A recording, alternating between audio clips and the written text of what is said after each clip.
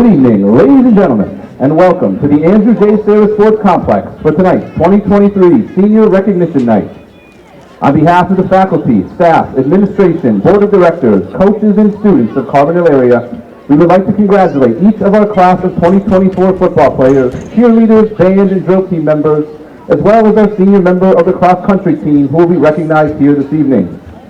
At this time, introducing at midfield, high school principal, Mr. Joseph Farrell, high school assistant principal and athletic director, Mr. Larry Gabriel III, and head football coach, Mr. Jeff Arthur.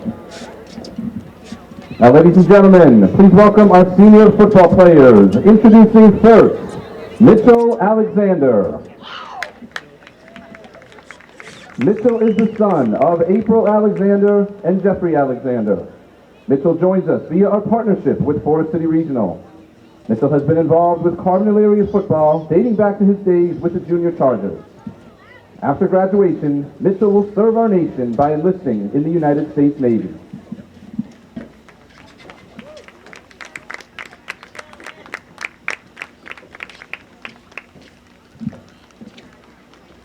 Next we have Dominic Aponte.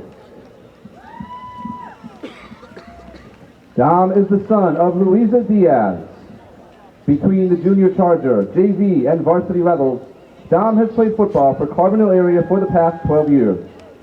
Dom is also a 2-year member of the track and field team and has been a member of the bowling team. In addition to his athletic career, Dom has been a member of FBLA, Spanish Club, and Math Club. After graduation, Dom plans to enlist in the United States Air Force and eventually pursue a degree in culinary arts with hopes of becoming a pastry chef.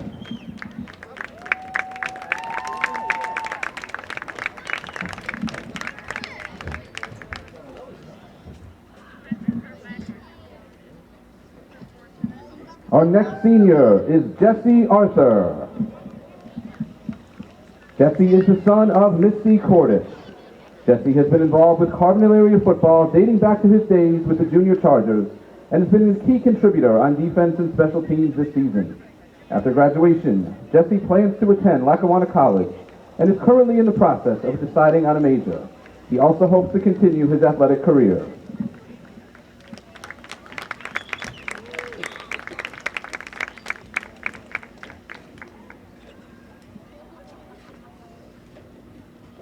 Next up, we have Colin Baylor.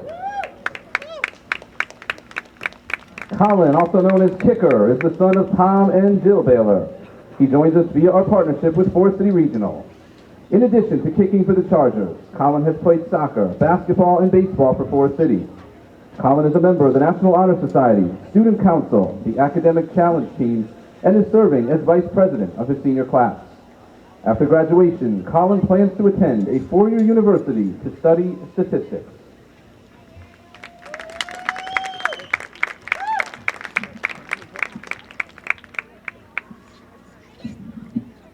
Next we have Andrew Balderas. Drew is the son of Nicole Molinero and Andrew Balderas Sr., who is currently stationed in South Dakota. He is also accompanied this evening by Danny Gabriel. During his time at Carbondale area, Drew has been a 3-year member of the football team and has also participated in track and field and basketball. Drew has been a 4-year member of the Spanish Club and is a member of the National Honor Society. After graduation, Drew plans to enlist in the United States Armed Forces.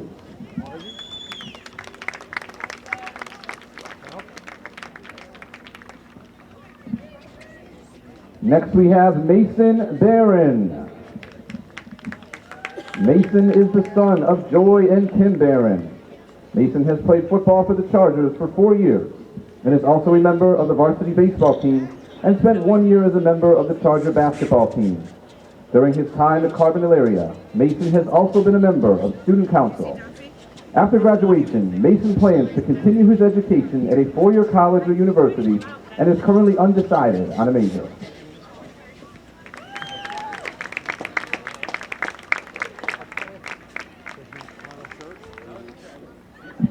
Our next senior is Daryl Bennett. Daryl is escorted by his uncle Junior Bennett and his brother Elijah Smallwood. In addition to his 12-year football career between the junior Charger and varsity level, Daryl has also played basketball for 7 years. He has also participated in track and field as well as baseball. Daryl currently serves as a captain of the Charger football team. In addition to his coursework at CA, Daryl is enrolled at the Career Technology Center of Lackawanna County, where he is enrolled in the Culinary Arts program. After graduation, Daryl plans to attend college, majoring in business and sports management, and with plans to continue his basketball career.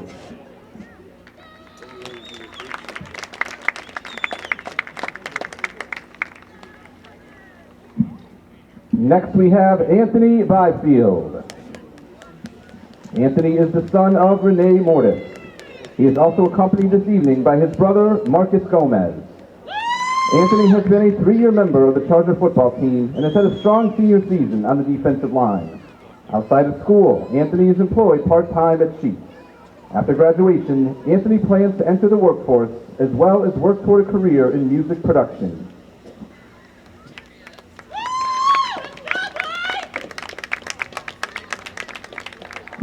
Next up we have Ulrich McKenzie III. Ulrich is the son of Ethel Mejia. In addition to his time with the Charger football team, Ulrich has also been a member of the Carbondale area track and field team. After graduation, Ulrich plans to enlist in the Army National Guard and also plans to attend Bloomsburg University.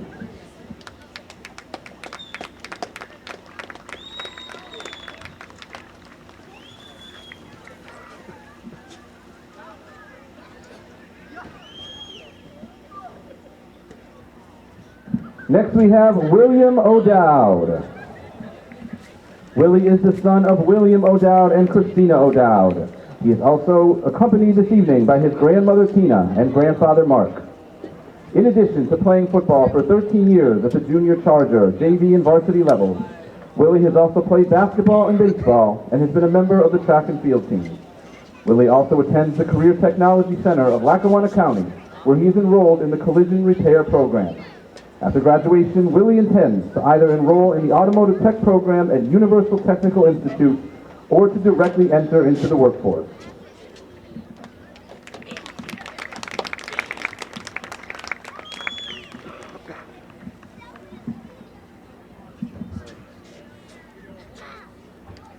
Up next we have the Orms brothers, Cody and Colin Orms.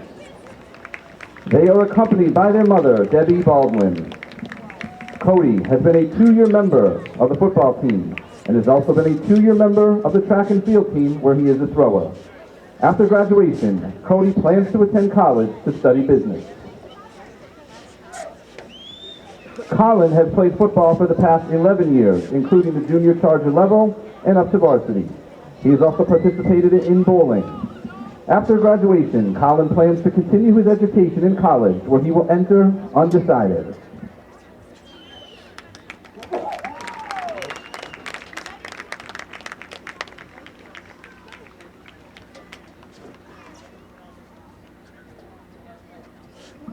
And our final football senior is Franco Prieto. Franco is the son of Jonathan Prieto and Rosa Prieto. Franco has been a 2-year member of the Charger football team and has also been a member of the Spanish club. After graduation, Franco plans to enlist in the United States Air Force, and after completing active duty, he intends to pursue a career as a state trooper.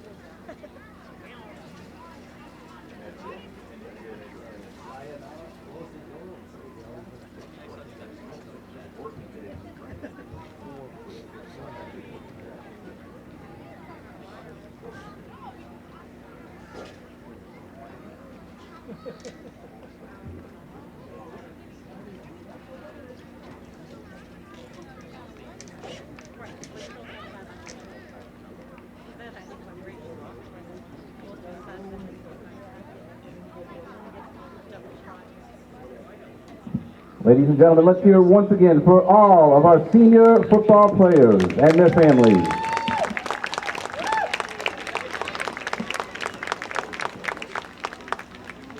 We will continue our program in just a moment, recognizing our cheerleaders, drill team members, marching band members, and cross-country members.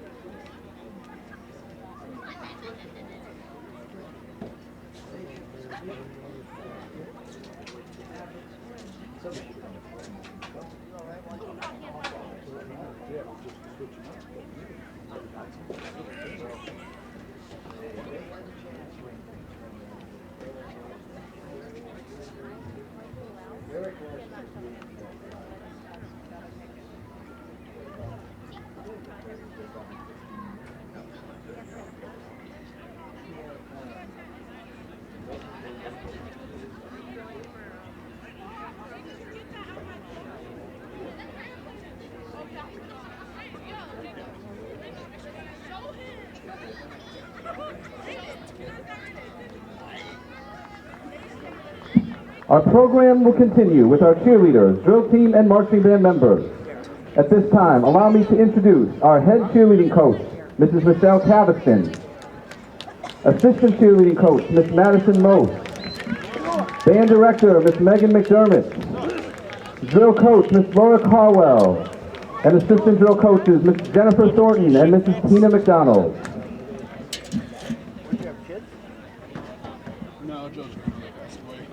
We will begin first with our varsity cheerleaders.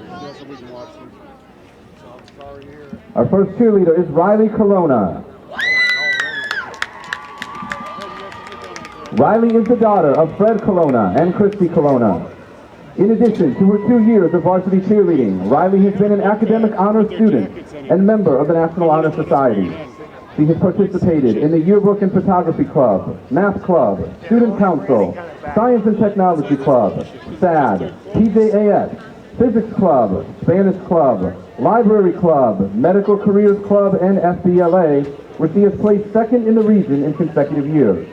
Riley has also been a 2-year member of the girls' varsity soccer team. Riley is currently enrolled in a co-op program in general surgery at Geisinger Scranton. After graduation, Riley plans to attend a 4-year university in Florida to pursue a degree in biology on the pre-med track with the goal of becoming a surgeon.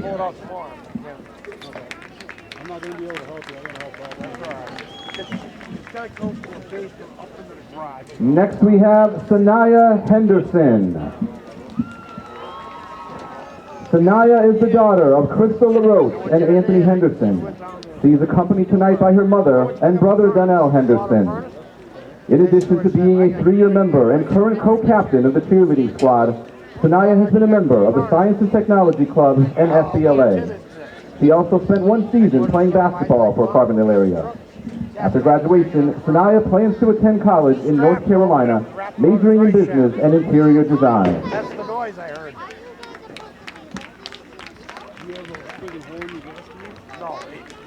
No, so I pushed it back up and a ratchet strap. Next we have Kylie Kelly. Kylie is the daughter of Jeff and Susan Kelly. While in the Carbondale area, Kylie has participated in PJAS for 6 years. She's earned a first place award every year at regionals, along with multiple state awards. Additionally, she was awarded the Penn State Eberly College of Science Award in the amount of $8,000 for her excellence in microbiology. Kylie has also participated in FBLA, where she is placed at both the regional and state levels in the categories of parliamentary procedures, business procedures, and computer problem solving. She currently serves as FBLA Secretary, Future Teachers Club President, and Students Against Destructive Decisions President. Kylie is currently a member of National Honor Society, National Business Honor Society, Academic Honors, the Science and Technology Club, Student Council, Physics Club, Math Club, Spanish Club, Mock Trial, Yearbook and Photography Club, Library Club, Ski Club, Medical Careers Club, the Watershed Program, the Scholastic Bowl, and the Student Advisory Committee. She helps alongside our unified track and field team, and she is captain of the soccer team and cheerleading squad.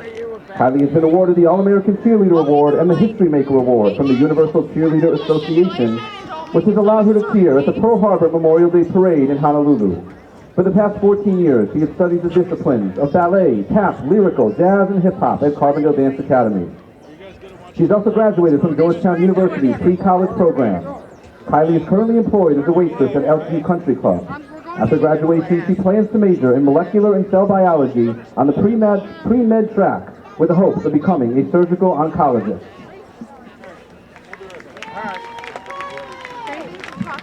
Next we have Molly Kelly. Molly is the daughter of Melissa and Alex Kelly. Through her years at Carbondale area, Molly has been a member of Student Council, Students Against Destructive Decisions, Future Teachers Club, Science and Technology Club, Yearbook, Spanish Club, Library Club, Physics Club, Math Club, and Medical Careers Club. She is also a 6-year member of PJAS, where she has received several first-place awards and qualified for state each year. Molly has also competed in FBLA for 4 years, where she placed first in the state competition and qualified for nationals 2 years in a row. She currently serves as president of FBLA. Molly is an academic honors student and has been a 6-year member of the National Honor Society. She's a member of the girls varsity basketball team and our unified track and field team. Molly is a captain of the varsity cheer squad as well as a captain of the girls varsity soccer team. After graduation, Molly plans to attend college and pursue a degree in biology on a pre-med track with the goal of becoming a doctor.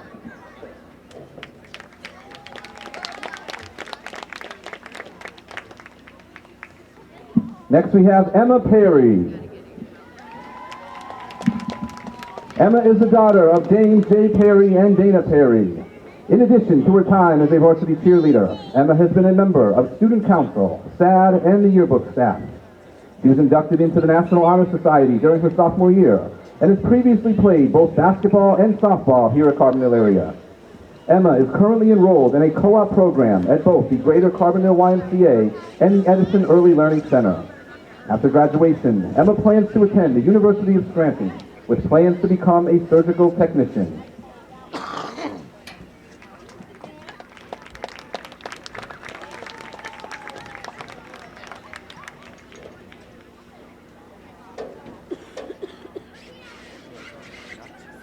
Our next cheerleader is Juliet Rock. Juliet is the daughter of James and Marie Rock. During her time in Carbondale area, Juliet has maintained high honors and is currently a member of the National Honor Society and has been recognized at academic honors. She has participated in many clubs, including her dedication to PJAS, where she has been awarded first place and a perfect score at the regional level and first place at the state level. Juliet has also participated in FBLA, where she is placed at the regional level for banking and financial systems. Juliet currently serves as Student Council Vice President, French Club President, and Students Against Destructive Decisions Secretary. She also participates in FBLA, Future Teachers Club, Mock Trial, Math Club, Yearbook and Photography Club, Library Club, and Science and Technology Club. Juliet is a member of the golf team and the track and field team. She has also been cheering at Carbondale area since 2nd grade and is now co-captain of the varsity cheer squad. Juliet is currently employed as a server at McGee's Tasty Freeze. After graduation, Juliet plans to attend Fordham University for business and pre-law in the hopes of one day becoming a corporate lawyer.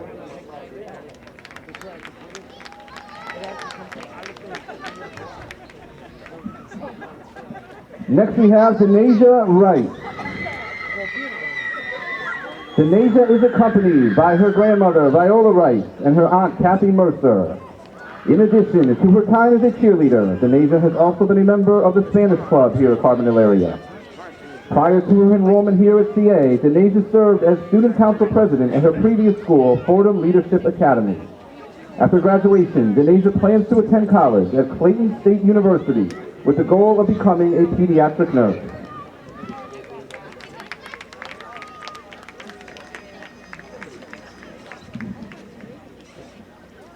Up next we have Max Rossler.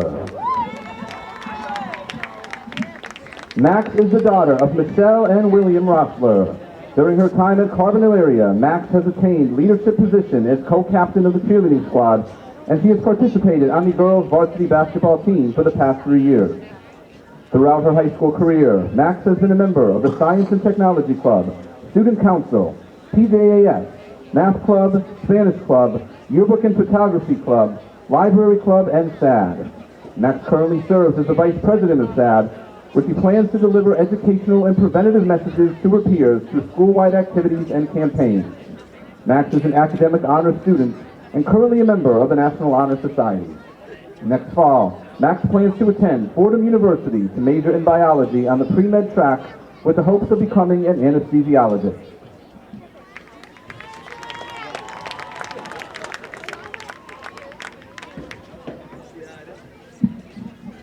Up next, we have Emily Tropiano. Emily is the daughter of Kelly and John Moran. In addition to her 2 years as a Carbondale area cheerleader, Emily has been a member of Student Council and the National Honor Society. She has been recognized yearly at academic honors, and in 8th grade, she was recognized for her high caliber and timely questions during class discussions. After graduation, Emily plans to enroll in a 4-year college to study criminal justice with hopes of one day becoming a lawyer.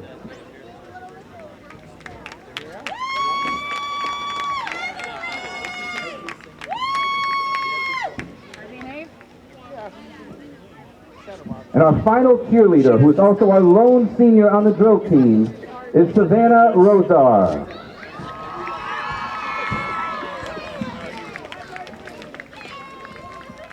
Savannah is the daughter of Tom Rosar and Celine Rosar.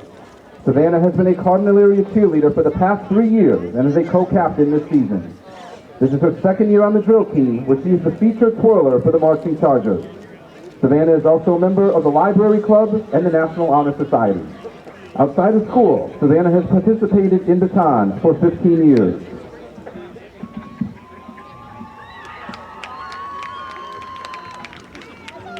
Apologies to Savannah, there was an error on the computer here, and I do not have her post-secondary plans. I do apologize to Savannah and her family for that oversight.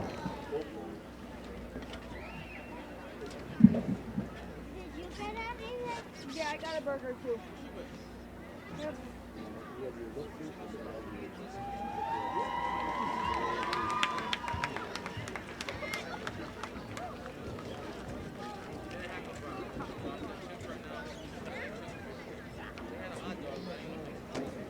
Yeah, initially when we first got here, it rained for about 5-10 minutes, pretty good, but quick. Huh? No, that's the umbrella up. That's all of that. Is it big enough to cover all of them? No, I don't know about that. Not that big. No, you might have to lean back. Ladies and gentlemen, let's hear it once again for all of our varsity cheerleaders.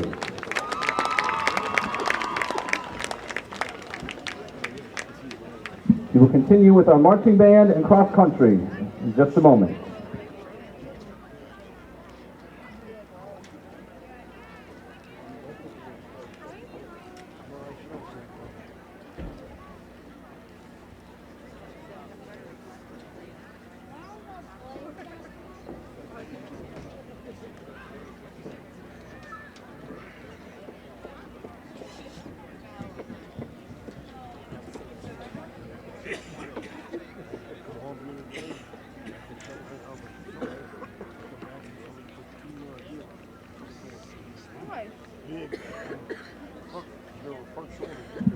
We'll now continue with our senior marching band members.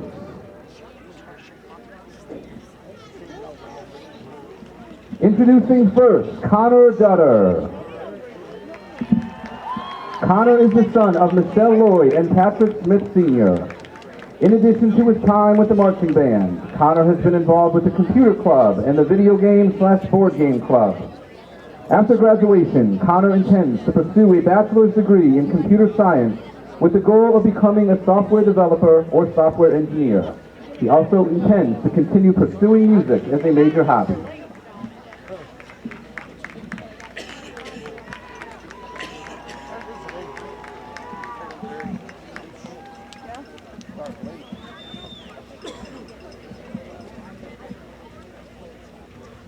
And our other senior member of the marching band is Margot Matusek.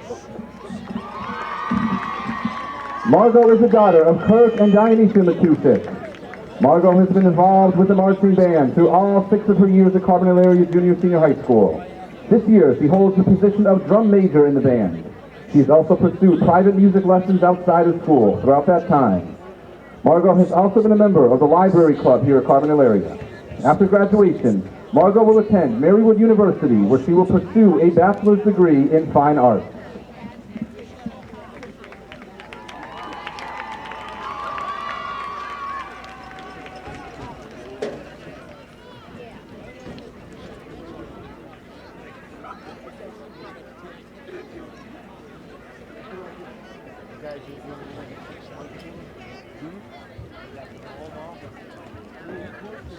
Blacktop for all. That out. You don't have that big ass debit number in your name? What's the difference there? On the rest of it, yeah. I bet your knees are one. Huh? I bet your knees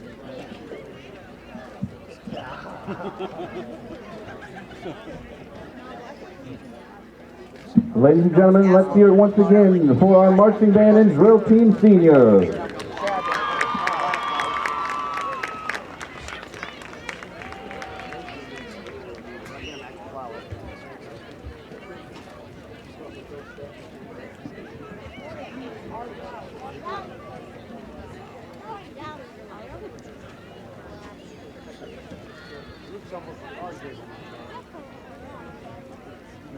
That?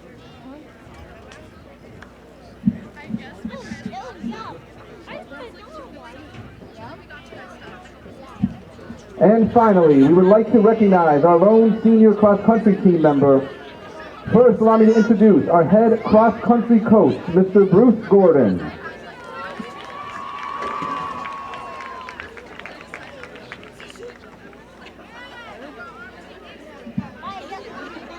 And now join me in recognizing our cross-country senior, Erica Hollis. Erica is the daughter of Rachel and Mark Hollis. In addition to cross-country, Erica has been a member of FBLA, where she placed in the top 20 at the state level last year. Erica has also been a member of the Spanish Club, Future Teachers Club, Library Club, Prom Committee, and Student Council. Erica has also played softball and participated in bowling at Carbondale Area. After graduation, Erica plans to continue her education, pursuing a bachelor's degree in accounting, with the eventual goal of pursuing a master's degree and becoming a certified public accountant.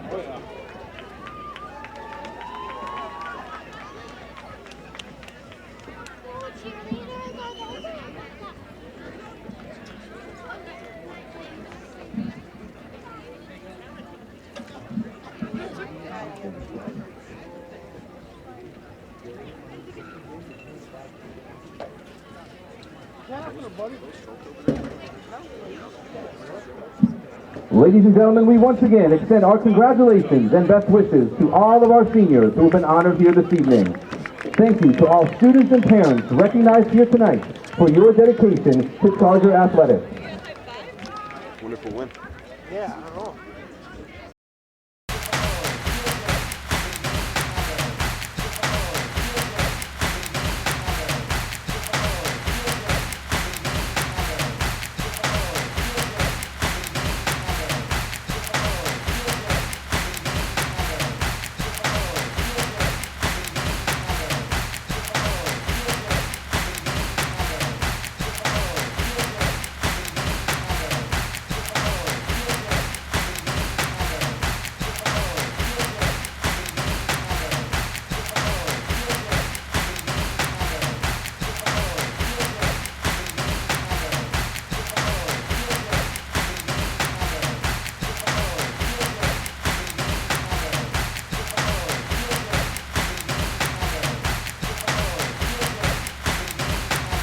Hello again and welcome to Adams Cable Friday Night High School Football. And today from the Andrew J. Serra Sports Complex in Carbondale, the Susquehanna Sabres take on the Carbondale Area Chargers, all brought to you by Adams Cable Service, by the Comfort Doctors, T.E. Spall & Son Heating, Cooling and Plumbing, Beston's Auto Body and Collision Center, Nick's Excavating and Paving.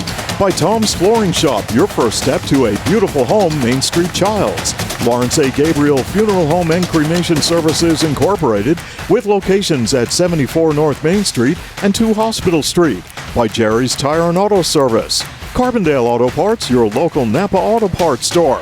NJS Systems and Controls, Route 6 Mayfield. By the White's Crossing Sports Shop, the Government Insurance Agency, and your starting lineups for today's game presented by the Roselle Department Store.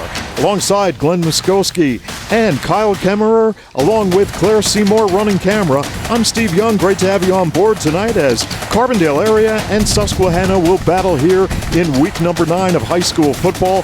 For the Chargers, it's been a tough year overall. They bring a record of 2 wins and 6 losses into today's game, a division mark of 1 win and 2 losses. Overall, the Sabres stand at 4-4 and a Division III mark of 1 win and 2 losses. Steve, you have a team that's in Susquehanna that has a very experienced a group of kids that have been playing for 4 years. Now, for Carbondale, it's just the opposite. They have a ton of freshmen playing, especially in some of the specific areas like on the line, both offensively and defensively. So they're learning as they go, and this could be one of their breakout games, but they're going to have to stop a pretty good potent offense in Susquehanna. National anthem, performed by the Carbondale Area Marching Band, directed by Miss Megan McDermott.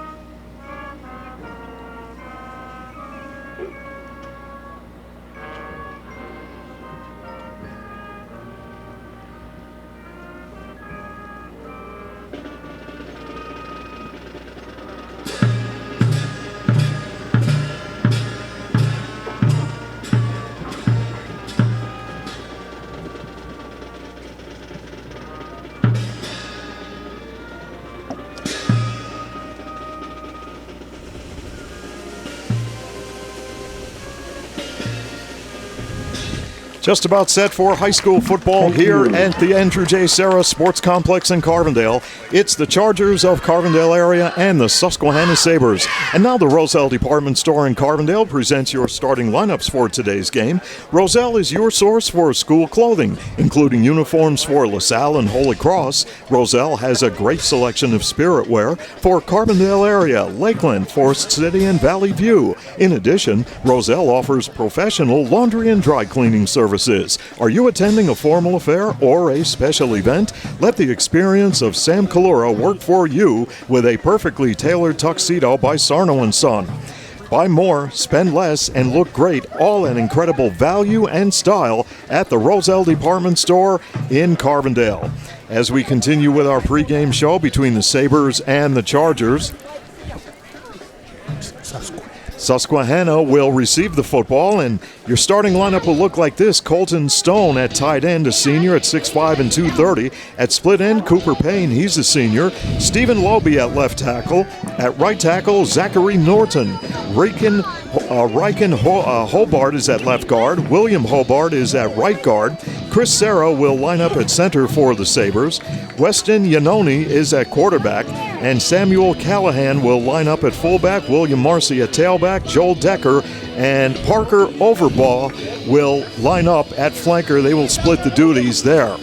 For Carbondale area, they will go on the defensive attack, and getting ready to kick off the football is Colin Baylor for Carbondale area, and 2 are deep for the Susquehanna Sabres, Cooper Payne and company. And we are just about set for the kickoff, week number 9, here on Adams Cable, Friday night high school football. It's great to have you on board for tonight's game. And the kickoff by Baylor will go inside the 10-yard line. And the Susquehanna Sabres with a good return as they carry the football out across the 25-yard line. William Marcy on the return. He is a 5'7", 185-pound junior. And the Sabres will set up offensively at that point, 1st down and 10, as we continue along with the Roselle Department Store starting lineups. Cody Orms is at defensive end for Carbondale area. Ulrich McKenzie at defensive end, Elijah Howdershield at left tackle, Max Urbis at right tackle, Anthony Byfield at nose guard. Ethan Bruin and Jesse Arthur are the linebackers, Daniel Gonzalez at strong corner, Francisco Roman at the weak side corner, Colin Orms at strong safety, and Jake Rossler is at free safety for the Chargers. On the 1st down play from the 25-yard line, Yanoni will hand off the football, and it's Marcy on the carry, and Marcy has a 1st down as he turns the corner on the far side of the field for the Susquehanna offense. Well, Glenn, they got great pursuit that time by the offensive line. They were right out in front of him all the way, picked up about 20 yards. Susquehanna is averaging 24 points a ball game. They have scored 191 this year, while Carbondale area is giving up about 28 points per game and 273 total yards. Steve, Susquehanna ranks on offense, ranks 3rd behind Riverside and Trail, and Carbondale's ranks 6th. And defensively, they're ranked 2nd, Susquehanna, and Carbondale's ranked 5th. So there's the what do we got, a penalty on that first play? Yeah, I think we had a couple of penalties on the play, which will move the football inside the 30 of Susquehanna. And it will still be 1st down for the Sabres. And split wide to the near side of the field is Joel Decker on the 1st down play, as Yanoni will go on an inside handoff. And once again, they'll run the football and take it around the right side.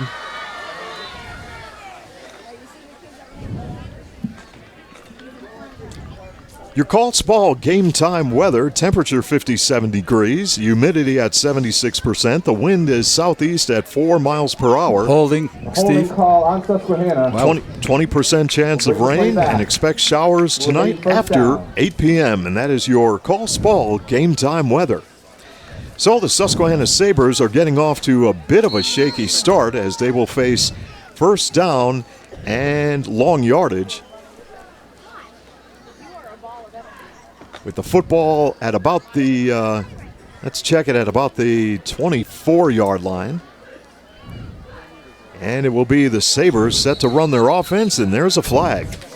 Now this officiating crew that is here tonight at the Andrew J. Serra Sports Complex, they handled duties at the Western Wayne Lakeland game that was played at 4 o'clock this afternoon. And it was Western Wayne defeating Lakeland by the score of 41-14. 1st down. 1st down and long yardage for the Susquehanna Sabres. 1st and about 25 yards to go with just about a minute gone by here in quarter number 1. And the Susquehanna Sabres will run the football around the right side. And no surprise there.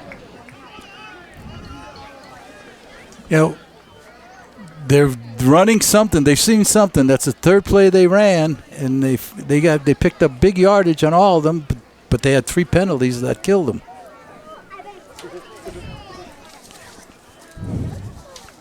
Second down coming up for the Susquehanna Sabres. They're coached by Mose Perry in his first year. And he's done a great job with this program thus far. Overall mark of 4-4, 1-2 in the Lackawanna Football Conference Division III. Second down and 9 for the Sabres from their own 29-yard line. And this will be a keeper by Iannone, and he will take it around the right side. On the keeper. Forced out by Jake Rossler. Well, they're running along that right side, and they're going behind right tackle Zachary Norton, who is 5'11 and 235 pounds. He's a junior. And the run will result in a first down for the Sabre offense as they will keep things going. Carbondale better stop that around that right end because they are beating it to death right now. The previous run good for first down yardage.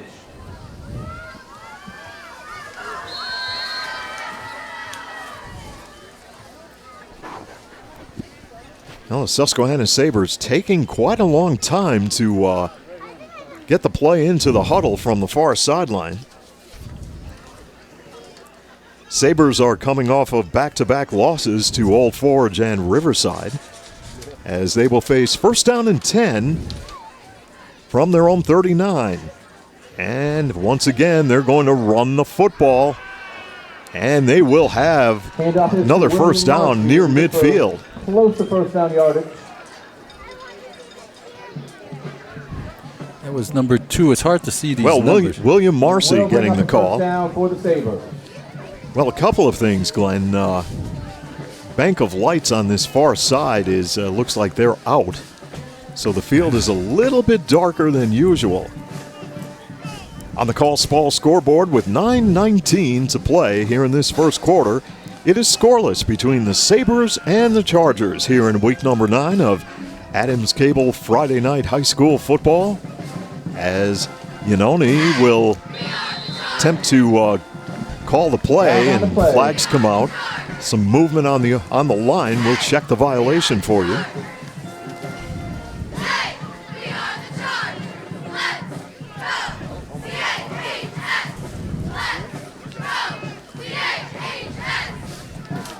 And penalty against the Susquehanna Sabres. First down and about 15 yards to go, as Chris Serra will lead Susquehanna to the line of scrimmage. Parker Overbaugh is a wideout on the top of your screen. Fumble. And the ball is up for grabs near the 45-yard line of Susquehanna. The officials looking at it closely. Officials trying to unsort the pile. Susquehanna comes away. Susquehanna will keep the possession, so they dodge a bullet right there.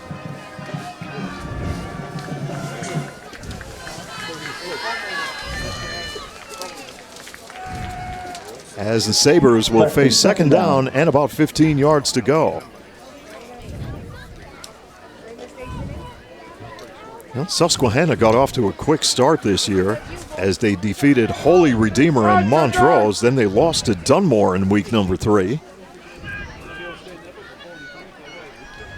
Weston Iannone, freshman quarterback, will hand off the football, and they will come to the near side of the field, but the defense of Carbondale was right there. Colin Orms was right there to come up from his strong safety position to make the tackle. That was a solid tackle. Good tackle, brought him right down to the ground. Really hard-nosed football. That's what you like to see in a young team that's just coming into its own. Third down coming up for the Sabres of Susquehanna.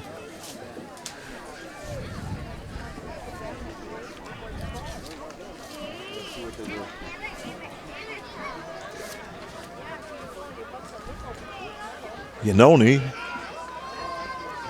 awaiting the snap, and they will hand it off. A go around the far side of the field. Looks like Cooper Payne getting the call, but Cooper Payne. He was shut down on the play, so fourth down coming up, and the punting unit will come on for the Susquehanna Sabres. That was, after all that mess of all those foul penalties, that was a good series, the last 4 plays for Carbondale. They shut them right down. So the Sabres will be forced to punt on fourth down and 16 yards to go, as William Marcy will await the snap and a flag again. Flag prior to the snap. What, too many men on the field? Yeah, I believe so, yeah. Oh, that is the 5th penalty on Susquehanna already, and we're not even 6 midway. minutes. Yeah, we're not even midway through the first quarter. So Marcy will punt from his own 28-yard line, and fake. He's going to keep the football, and he's going to look for that first down marker. I don't know if he's going to make it. Marcy takes the fake No, punt. He came close, but he possesses great speed. Short of the line of game. Chargers take over. So Carbondale area stops Marcy, plus and they will take over possession of the football. He gained 18 yards. He was short about, what, 3? Yeah.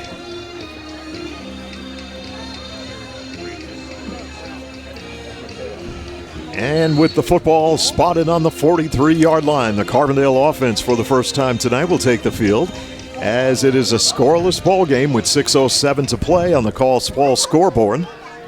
And Darrell Bennett will run the Charger offense. And Bennett will hand it off, and Carbondale will try to go up the middle. Prince, no gain. Prince getting the call, as Prince comes into this game with 136 attempts for 610 yards and 7 touchdowns. He is third in Division II rushing. He has scored a total of 44 points this year, so he has been the go-to guy for the Chargers out of the backfield. He's had a lot of carries in the last couple of games, Steve. And takes a toll on a young kid who needs to bulk up a little bit. Second down for the Chargers,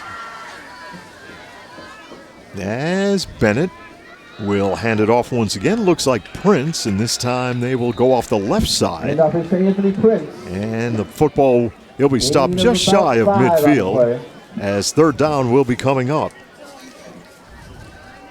Starting lineup for Carbondale area, brought to you by the Roselle Department Store. Cody Orms at tight end, Daniel Gonzalez at split end, Chase Roach at left tackle, Mason Travis at right tackle, Dominic Aponte at left guard, Elijah Howdershield at right guard, and Matteo Spinelli at center. Of course, Darrell Bennett quarterbacks the Charger offense. Ethan Bruin lines up at fullback.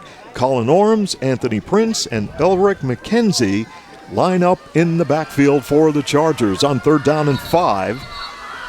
And a lot of movement by Carbondale, and there will be a timeout called by Carbondale area with 4:37 to play here in this first quarter, as we are scoreless on Adams Cable Friday Night Football.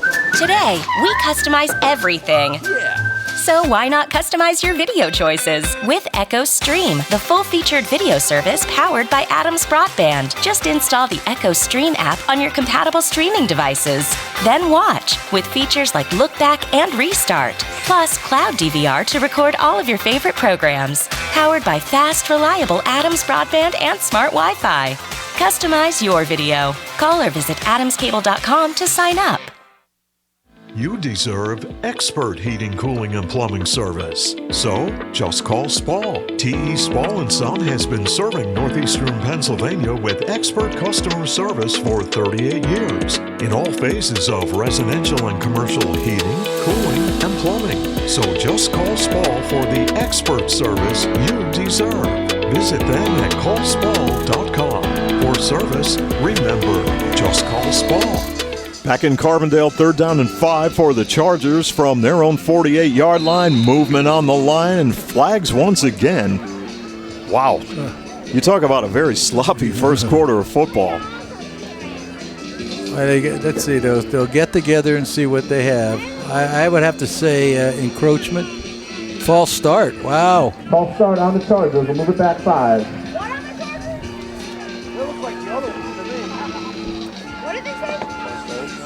It looked like from here, from what I could see, Steve, it looked like Susquehanna jumped. Now, what was their movement by the offensive person on that far side? Hard to see from here.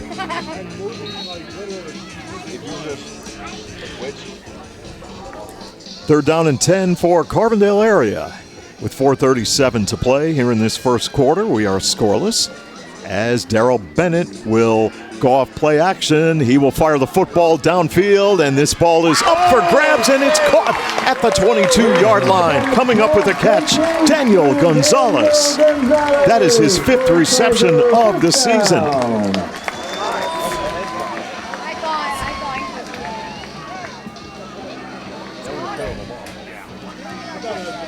Big play for the Chargers, as that will put them deep in Sabre territory at the 21-yard line.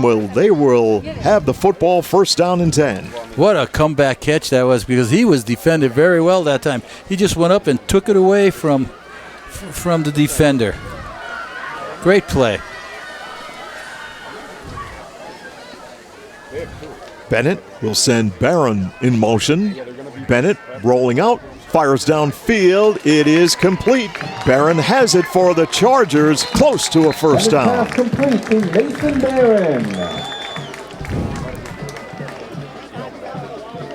So Carbondale looking pretty sharp offensively against this Sabre defense. And another Carbondale first down at the 10-yard line. It is first down for Carbondale area. Bennett will hand it off, and they will go right up the middle. Handoff is to Prince. Gain of Anthony a couple. Prince, once again for the Chargers. Picked up about about 3 yards. As we near 3 minutes to play here in this first quarter, here in Carbondale on Adams Cable Friday Night Football. Chargers knocking on the door, second down and 7.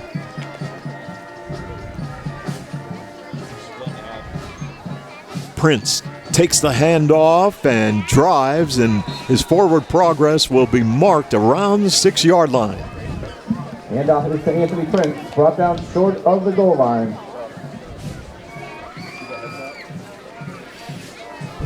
Third down play coming up from the 6-yard line.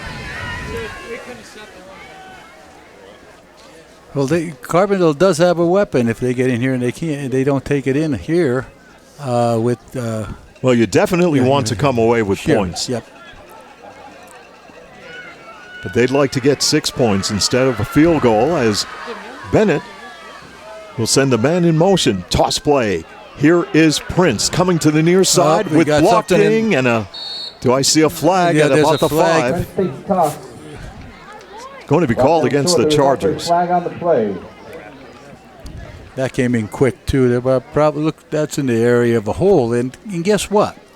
It's away from the game, away from the play, on the other side of the field, no less.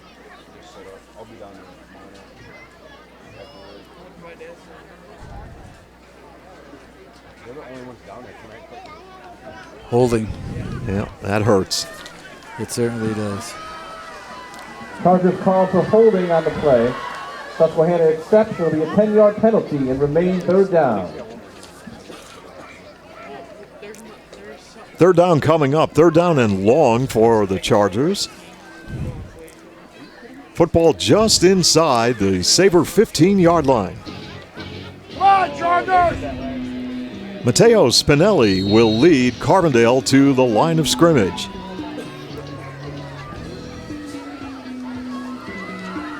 As Darrell Bennett will survey the Susquehanna defense. Bennett lost the handle on the football. Players battle for it. Let's wait for the official word. And the Sabres have recovered the football. Wow. Wow, Carbondale had a good drive going there, Glenn, and they let it slip away.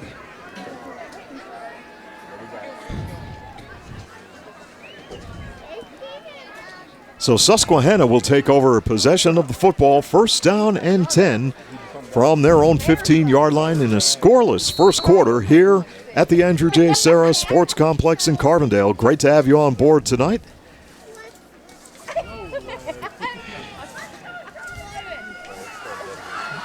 Here come the Sabres, ready to run their offense. Freshman quarterback Weston Yanoni will pitch out the football to the far side of the field. And two more flags came out. On the carry, there was another flag on the play. Wow, I don't remember a time when I saw this many penalty flags in the first quarter of play.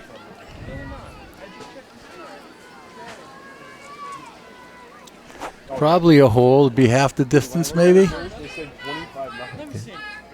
Holding. Yep. And that will move the football inside the 10 to about the, let's check the spot, near about the 7. And result in first down and long yardage for the Susquehanna Sabres. Trying to get on track here against this Carbondale defense. Now the Sabres coming to the line, but the officials are having a word with head coach Jeff Arthur in his third season. Well, Jeff, as we all know, is a football official himself. So if there's going to be any questions, I think he probably knows the rule book for sure. First down and long yardage. Handoff will go to Cooper Payne, and Payne, coming to the near side of the field, runs out of bounds after he crosses the 15-yard line. Forced out by Cody Orange.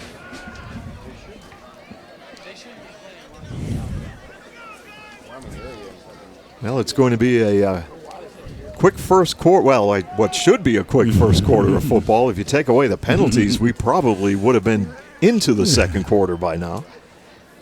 As Susquehanna really likes to run the football. They get some guys out there that are doing some blocking too. These guys are pretty quick, Steve. Yeah, they have some good people across the line and some size. Second down and 6. Susquehanna running their offense from their own 15-yard line. And it will be Yanoni on a keeper, I believe. He bounced it and out. He bounces off a would-be tackler, spins, and then is dropped. And, boy, he did a great job eluding the pursuit of Carbondale. Orange once again on the stop. And third down coming up for Susquehanna. With under 1 minute to play here in quarter number 1 on the Call Ball scoreboard as we are scoreless. See, fundamentals that time, Steve. Once you hit them, you got to wrap them up, and they didn't. And he picked up 3 where he could have lost maybe 4 or 5. 3rd and 3 for the Sabres. Joel Decker is a wideout on the bottom of your screen along with Cooper Payne. Yanoni will hand it off, and they will try to test that right side again, but the defense of Carbondale is right there. Stop for a loss. And it will bring up a 4th down. Well, that could be the final play of quarter number 1 here in Carbondale. And we will go to a break as the Chargers and the Sabres are scoreless here in Week 9 of Adams Cable Friday Night Football. When you need collision repair, rely on Beston's Auto Body and Collision Center to restore your vehicle to its original condition. Beston's is a full-service, state-of-the-art collision repair center where customer satisfaction is the #1 priority. Their motto at Beston's, every job is perfect or it doesn't leave the shop. Beston's Collision Center in Carbondale, the trusted name in collision repair in northeastern Pennsylvania. Nick's Excavating and Paving of Carbondale is committed to providing professional service in residential and commercial excavating, land clearing and demolition, foundations, driveways, sidewalks, and utility lines. Enhance your property with new paving and seal coating, mulch, or stone. For expert service on your next project, count on Nick's Excavating and Paving Carbondale.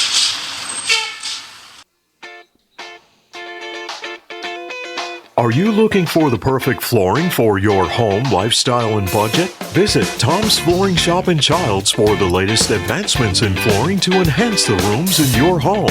The staff at Tom's Flooring Shop will help you style your home in contemporary elegance and classic beauty with name brand carpeting, hardwood, luxury vinyl, and professional installation. For residential and commercial flooring, all roads lead to where great floors begin at Tom's Flooring Shop, exit 6 off the Casey Highway in Childs.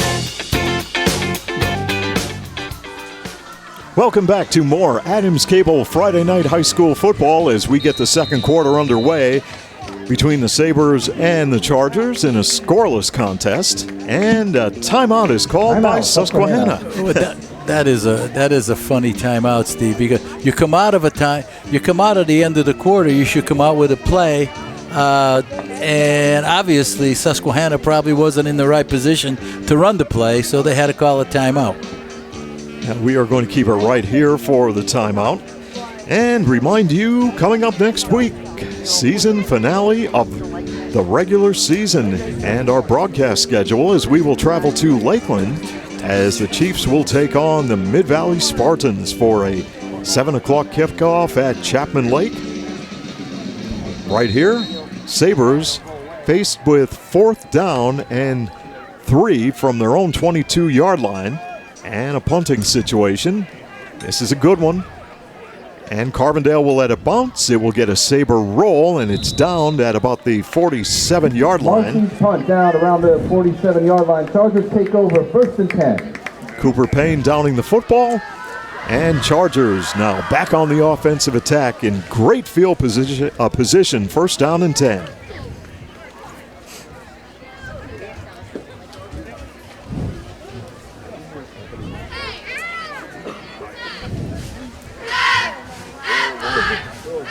As the Chargers talk it over in the huddle, here they come. Gonzalez will be wide at the bottom of your screen as Darrell Bennett will run the offense. Bennett to throw, under pressure, fires downfield. Is the catch, did he make the catch in front of the Charger bench? I Somebody did. Mason Barron on the reception. On the sideline, Daniel Gonzalez on the reception. Oh, Gonzalez on the reception. Oh, Barron was in the vicinity also. Roughing the passer penalty also. Wow, so that will really help Carbondale on this drive.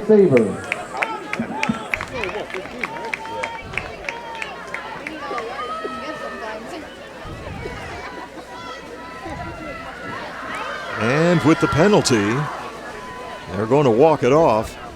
That will put Carbondale in great shape, deep in Sabre territory. That's a 7th penalty on Susquehanna already. Bennett will hand it off. It's Prince getting the call. Trying to go up the middle and runs into a wall of blockers from Susquehanna. Callahan on the stop for the Sabres. Samuel Callahan is a senior linebacker at 5'8", 170. Seems to be around the football a lot for the Susquehanna defense. 2nd down and about 9 yards to go for Carbondale area. Cody Orms lines up now at tight end as Bennett dropping back, hands it off, and Carbondale right up the middle. Ethan Bruin coming into this game, 52 carries, 215 yards, and a couple of touchdowns. Also has 10 catches on the year for 60 yards and a TD. Carbondale facing 3rd down and 4 yards to go from the Sabre 18.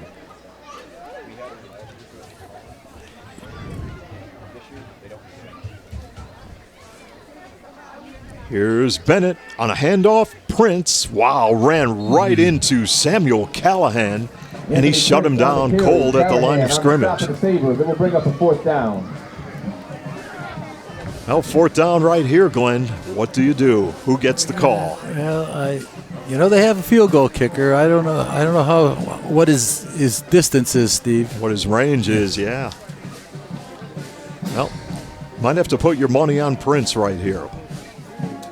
We'll see if Jeff Arthur can pull a rabbit out of his hat on the 4th down play. Gonzalez will line up on the top of your screen along with Prince, and a timeout will be called by the Chargers. 9:45 to play in this first half. We are scoreless here in the Pioneer City on Adams Cable Friday Night High School Football. Providing the ultimate in professional service is a tradition at Lawrence A. Gabriel Funeral Home and Cremation Services Incorporated, Carbondale. For more than 50 years, families in Carbondale and its surrounding area have used our 2 Hospital Street and 74 North Main Street locations for a traditional service, cremation or memorial services, or a service of personal preference. Contact Lawrence A. Gabriel Funeral Home and Cremation Services Incorporated to handle every detail.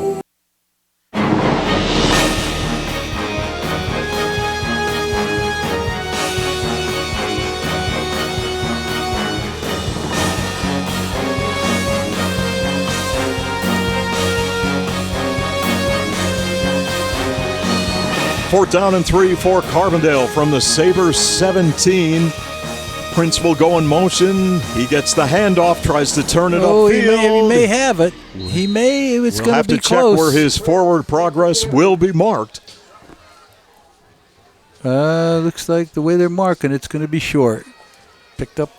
And it looks like Susquehanna will take over possession of the football on downs. First down and 10. Well, Carbondale had an opportunity to keep that drive going, and it stalls, and Susquehanna back on the offensive attack here with 9:38 to play in this first half. That's twice they had the ball, inside the 20, right around the 20? And they were actually inside, they were inside the 10 at the other end. Susquehanna Sabres back on the offensive attack. Yanoni to throw, far side of the field, pass is complete, and they will head for that first down marker.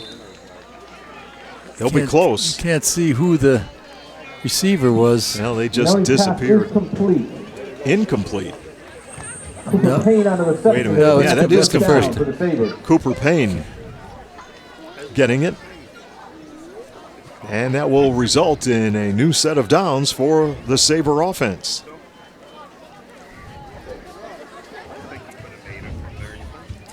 Cooper Payne will be wide on the bottom of your screen as Yanoni will run the offense. They will go with the ground attack. Glenn, usually when you get Susquehanna and Carbondale together, it's a high-scoring affair. But thus far, points have been at a premium. Yeah, and I've seen it where it's nip and tuck, and there was a lot of points scored also, Steve, way back in the day. Yeah. Way back. Well, we'll talk about one of those games back in 1995 when Susquehanna beat Carbondale 49-48 in double overtime. Wow. I do remember that game. Don't remember a lot of things about it, but I do remember it. There was something special about that game, and we'll talk about it coming up in just a moment, as Yanoni will complete the pass to Payne near side of the field near the 35-yard line. Well, what was so special about that game, Glenn, it was played on Friday the 13th. That's what got everything started. Where was that? Game played on Friday the 13th, and Jason Reed, a running back for Susquehanna, he scored 7 touchdowns, 321 yards on 24 carries. He had 3 conversion kicks and 1 conversion run. Susquehanna won that 49-48, 2 overtimes. That was when Dick Bagnall was the head coach, and John LaSavage was leading Carbondale area. Third down and 2 for Susquehanna, and a whistle.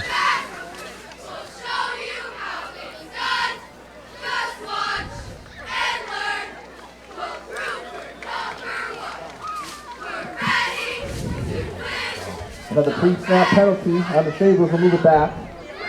Remains third down. 3rd and 7 now. after another penalty with 7:21 to play in this first half, and a scoreless game between the Sabres and the Chargers here in Carbondale. Colton Stone lines up on the near side of the field. Wow, he is big, 6'5", a great target, but the Susquehanna Sabres will continue to run the football. Murphy on the carry.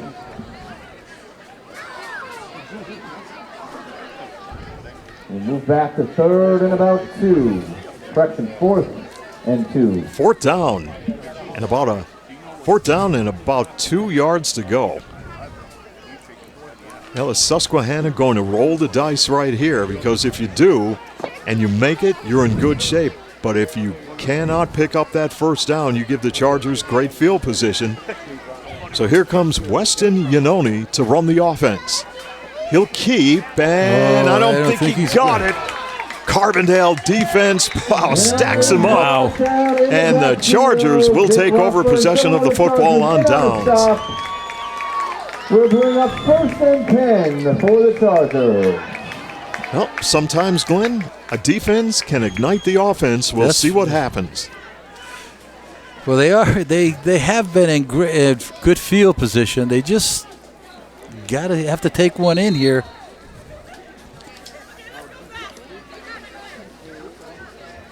Well, you came up with the big defensive play. Now, can you turn it into points?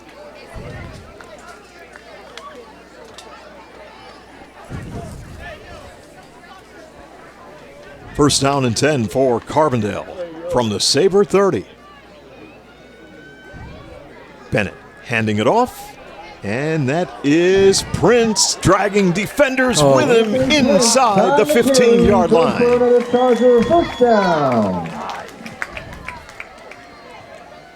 Well, that time the Carbondale offensive line did a great job opening up a hole.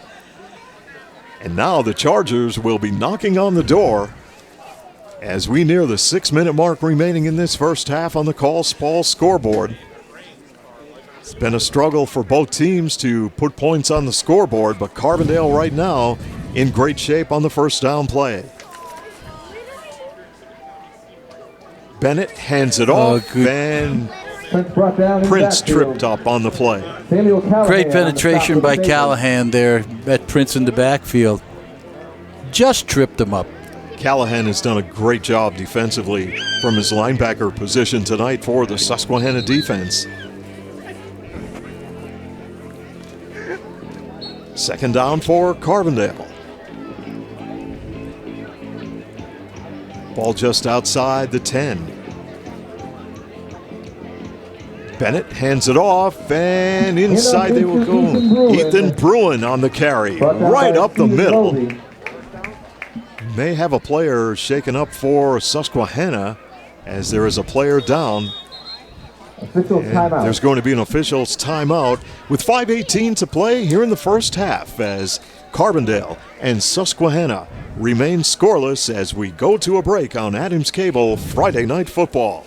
When it comes to keeping your vehicle maintained and problem-free, Jerry's Tire and Auto Service in Carbondale has you covered. Call Jerry's for brake service, oil changes, state inspections, quality tires, wheel alignment, and rotation to enhance your vehicle's performance. I'm Jerry Jablanowski. Call 282-TIRE for dependable automotive service and name brand tires at Jerry's Tire and Auto Service in Carbondale. If you're looking for auto parts, then look no further than Carbondale Auto Parts, your local Napa dealer, River Street in Carbondale. Experience the Napa know-how difference with top-quality automotive replacement parts, tools, accessories, and the great service you've come to know and trust. From the staff at Carbondale Auto Parts, your local Napa dealer, River Street in Carbondale. Well, the injured player for Susquehanna walking off the field under his own power, Glenn, so that's a great sign. Yeah, you don't want to see anybody hurt. Second down now and 4 for Carbondale area from the 6-yard line of Susquehanna. Bennett, toss play near side. Here comes Prince.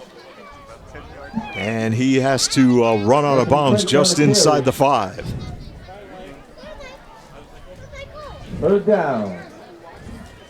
Well, the Chargers have been in this situation before. Third down.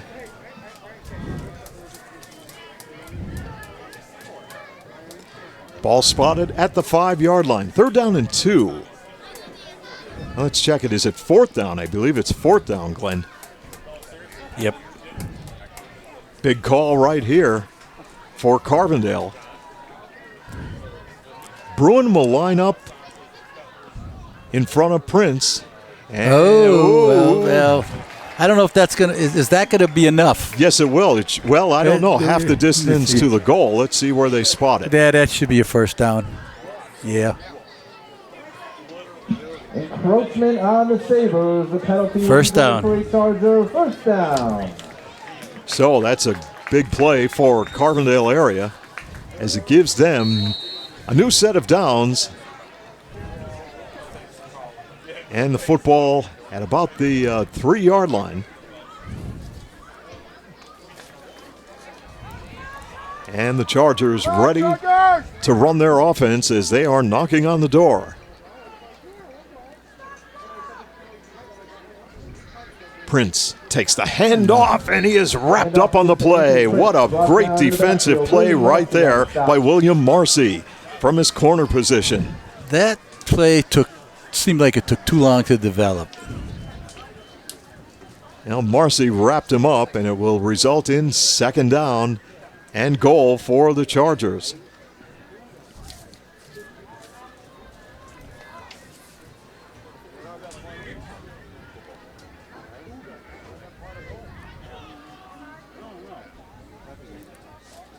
Bennett takes a snap, hands it off. Look like Bruin going into the end zone.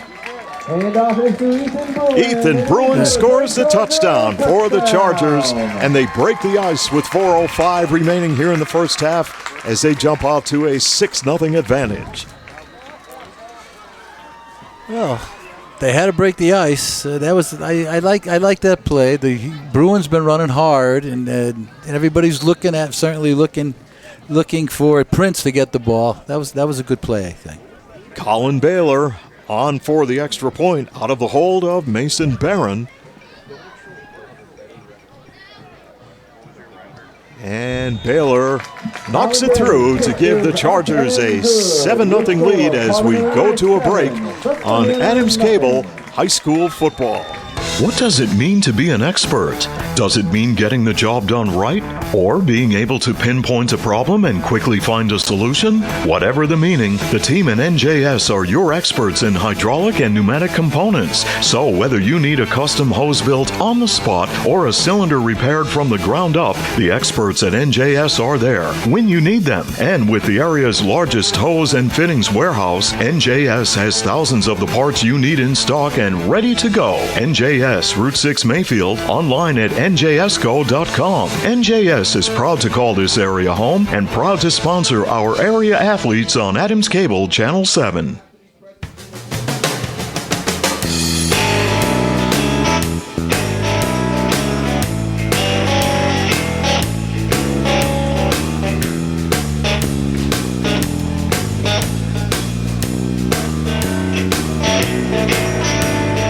Welcome back to Carbondale, where the Chargers have taken a 7-0 lead over the Susquehanna Sabres here on Adams Cable Friday Night High School Football. We have 4:05 remaining in this first half on the Collis Ball scoreboard as Colin Baylor will tee up the football for the Chargers. 2 are deep for the Susquehanna Sabres. Ooh, that's a boom. That's a good one. And it's going to go off the fingertips of William Marcy, and he will return it for the Susquehanna Sabres. And he's still on his feet, driving up along that far sideline as both teams try to... Not one person hit him low there. Not one person. You have to shut him down as he moved the pile. And he's only 5'7", 185 pounds, Glenn. But if you're going to try to tackle him up by his shoulders or his waist, you're not going to take him down. And again, that's something that the young team at Carbondale has to learn. You got to wrap those feet up. Susquehanna Sabres down 7-0, will run their offense from their own 40-yard line, first down and 10. Chris Serra will lead the Sabres to the line of scrimmage. Joel Decker will be a wideout on the bottom of your screen. Yanoni with a split backfield behind him as he will fire the pass to the far side of the field. It is complete, and they may have a first down and much more along that far sideline. Nose pass complete to Marcy. William Marcy on the reception. For the Sabres. And in one play, Susquehanna now deep in Carbondale territory, as the officials will spot the football at the 30-yard line of the Chargers.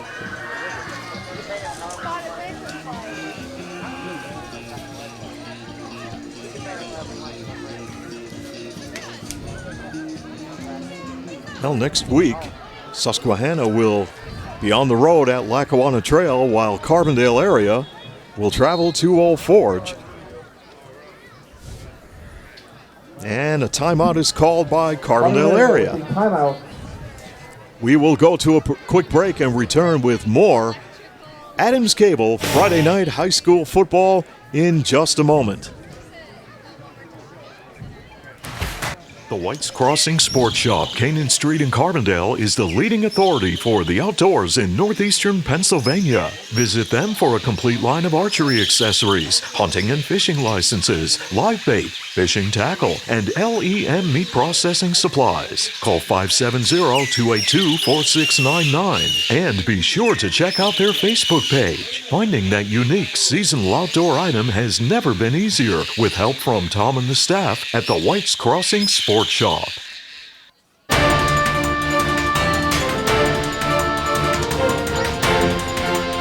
Well, archery season is in full swing. Stop by and see Tom and the great staff at the White's Crossing Sports Shop for all the supplies you need to make it a great archery season. Susquehanna Sabres on the first down play, trying to run the football, but the Chargers are all over it defensively, led by Cody Orms, defensive end. Brought down deep in the backfield. Will bring up a second down. Well, this Carbondale defense, Glenn, has really played well in this first half. It really has, and they're gang tackling, but they're not knocking the person down. They're just, again, I hate to keep repeating myself, but you have to bring him down. You have to stop the momentum by stopping those legs. Second down for the Sabres and 12 from the Charger 32. Yanoni wants to pass, looking far side, and he overthrows his intended receiver. Incomplete. Intended for Colton Stone. That'll bring up a third down. Colton Stone is a good target, 6'5" and 230 pounds. Just a pass was overthrown, and the incompletion will stop the clock with 2:49 remaining in the first half.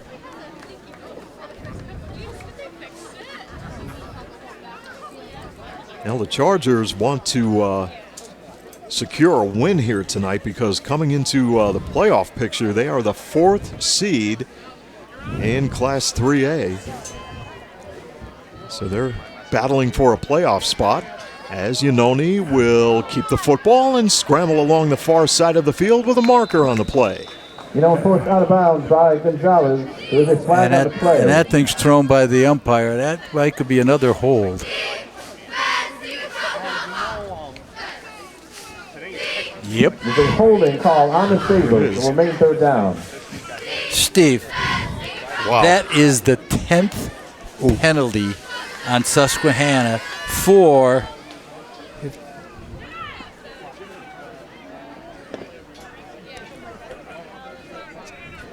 85 yards. Wow. Yeah, it's been a sloppy first half for the Susquehanna Sabres.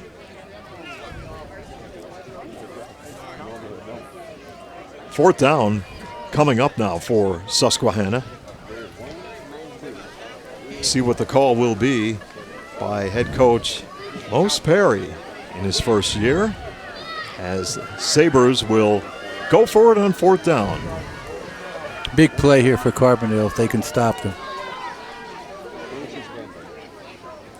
Yanoni out of the gun with time, looking near side. He's got a man open. It's complete to Cooper Payne at the 10-yard line. Complete to Cooper Payne. A first down for the Sabres. Well, Payne was wide open. May have taken Carbondale by surprise. Cooper Payne, 5'11", 150 pounds, and a senior. Found a seam along the near side of the field, and that results in a first down for Susquehanna as they are deep in Carbondale territory now. Just outside the 10, they'll mark it at the 11. First down. Yanoni handing it off. Marcy gets the call, looking to turn the corner. Marcy heading for the end zone. Touchdown. Touchdown Sabres. An 11-yard touchdown. Now they have There's a flag on the play. There's a penalty marker on the play. Holding again. Susquehanna. Touchdown will come off the board. It will remain first down. Well, that has to be frustrating for the Sabres. But that's just fundamental football, Steve. Wow. That's the 11th penalty for 95 yards. Now with the football just inside the Charger 20, Susquehanna will face first down and long yardage.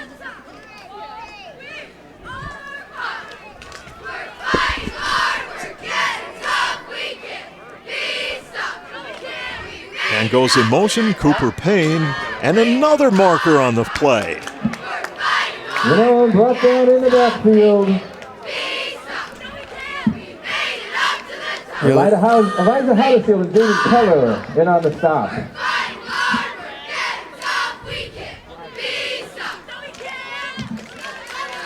And for a change of pace, there's a flag on the play. Decline.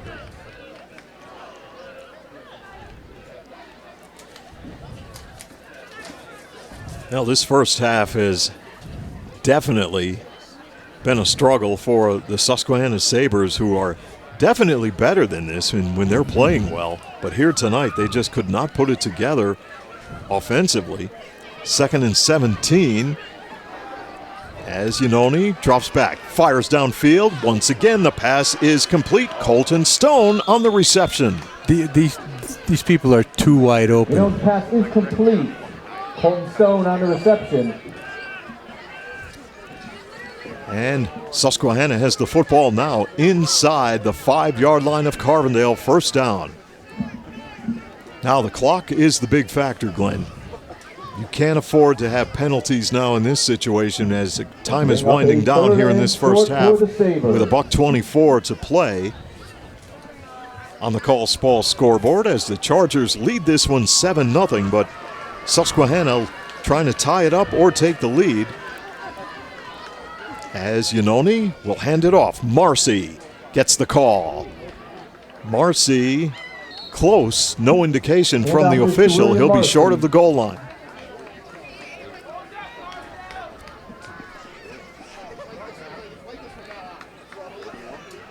First down. Be good for a Susquehanna first down, short of the goal line, however. Sabres will take another timeout. That's their second of this half. Timeout, Sabres. And with 58 seconds to play, we'll step aside and go to a break and come right back with more Adams Cable Friday Night High School Football. Insurance is more than just a policy. It's knowing that you are properly covered to protect all the assets you have worked so hard to acquire over the years. For over 50 years, McGovern Insurance has fulfilled the needs and expectations of families and businesses in the greater Carbondale area. McGovern Insurance Agency specializes in auto, home, commercial, and life insurance. Call for a competitive quote and superior service at 282-1170. Your protection comes first at McGovern Insurance Agency, 26th Avenue, Carbondale. Welcome back to the Andrew J. Serra Sports Complex in Carbondale, alongside Glenn Muskowski, Claire Seymour, and Kyle Kemmerer of Adams Cable. I'm Steve Young. Susquehanna Sabres, after a sloppy first half of football thus far, looking to hit the scoreboard with 58 seconds to play as they have the football first down and goal from the Carbondale 2-yard line. Noni will hand it off inside. It looked like Colton Stone trying to take it across the goal line. And he's taken down. Yeah. His legs were taken out from him. No gain by Stone. Yeah, they lined him up in the backfield and hoping to have him pound in the football. Don't be surprised if they go right back to him, Glenn. Well, you got a guy 6'5" and 230 coming at you, but he's going to line up as a wide receiver on this play. Yanoni, I don't know. They get it? I believe he's got the touchdown. Yep. 19 seconds to play, and the Sabres punch it in, and they are now trailing by the score of 7-6, looking to tie it up.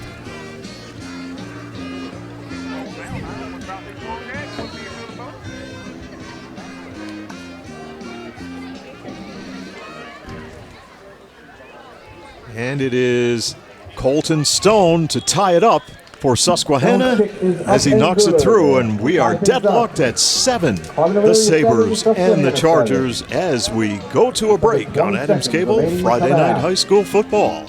Today, we customize everything. So why not customize your video choices with Echo Stream, the full-featured video service powered by Adams Broadband. Just install the Echo Stream app on your compatible streaming devices. Then watch with features like Look Back and Restart, plus Cloud DVR to record all of your favorite programs. Powered by fast, reliable Adams Broadband and smart Wi-Fi. Customize your video. Call or visit adamscable.com to sign up.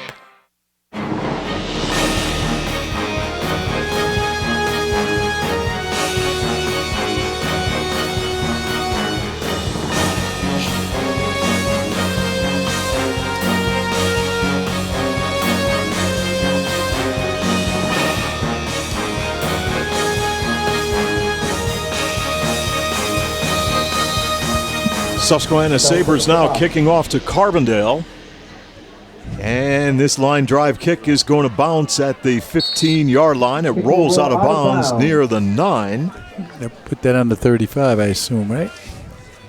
With 19 seconds remaining in this first half, and the Sabres and the Chargers deadlocked at 7. Well, Glenn, for a while there, it looked as though Carbondale and Susquehanna were going to be scoreless at the half, but suddenly both teams were able to get their offense going. And did we have a penalty also after? Chargers have elected to allow Susquehanna to kick off again. They're going to kick. They're going to do it all over again. They allow. I guess they have the option if they kick it out of bounds, right? So they'll do it once again.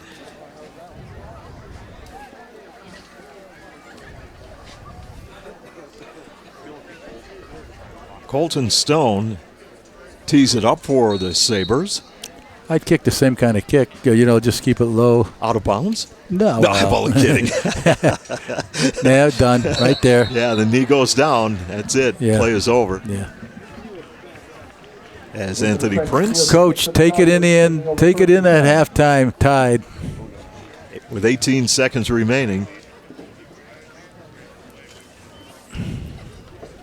Well, you never know. Do you run one play here with Prince and see if he can break one, or are you going to take a knee, play it safe? You don't want to. I think they're going to play it. I think they're going to play it safe. Be a good idea. You don't want to have a turnover and end up losing the momentum going into the locker room, as the Chargers and the Sabres will head to the locker room here at halftime, tied at 7. Glenn Muskowski will be along to bring you up to date on the scoring summary and all of the stats after we step aside for a break on Adams Cable High School Football. You deserve expert heating, cooling, and plumbing service. So, just call Spall. T.E. Spall & Son has been serving northeastern Pennsylvania with expert customer service for 38 years. in all phases of residential and commercial heating, cooling, and plumbing. So just call Spall for the expert service you deserve. Visit them at callspall.com. For service, remember, just call Spall. When you need collision repair, rely on Beston's Auto Body and Collision Center to restore your vehicle to its original condition. Beston's is a full-service, state-of-the-art collision repair center where customer satisfaction is the #1 priority. Their motto at Beston's: every job is perfect or it doesn't leave the shop. Beston's Collision Center in Carbondale, the trusted name in collision repair in northeastern Pennsylvania. Nick's Excavating and Paving of Carbondale is committed to providing professional service in residential and commercial excavating, land clearing and demolition, foundations, driveways, sidewalks, and utility lines. Enhance your property with new paving and seal coating, mulch, or stone. For expert service on your next project, count on Nick's Excavating and Paving Carbondale. True crowd pleaser, Sweet Caroline. The band is under the direction of band director Megan McDermott, drill coach Laura Carwell, assistant drill coaches Jennifer Thornton and Tina McDonald. Your drum major is Margot Matusek, drill captain Will Young, and feature twirler Savannah Rosar. Officers are librarian Aiden Manning, uniform manager Haran Granville, equipment manager Alan Carey, band representative Lily Thornton, secretary Madison Dutter. Drill is written by Megan McDermott, drill team choreography by Will Young, and baton routine by Lynette Lepre Van Dusen. And now, please dance and sing along with the 2023 Marching Chargers.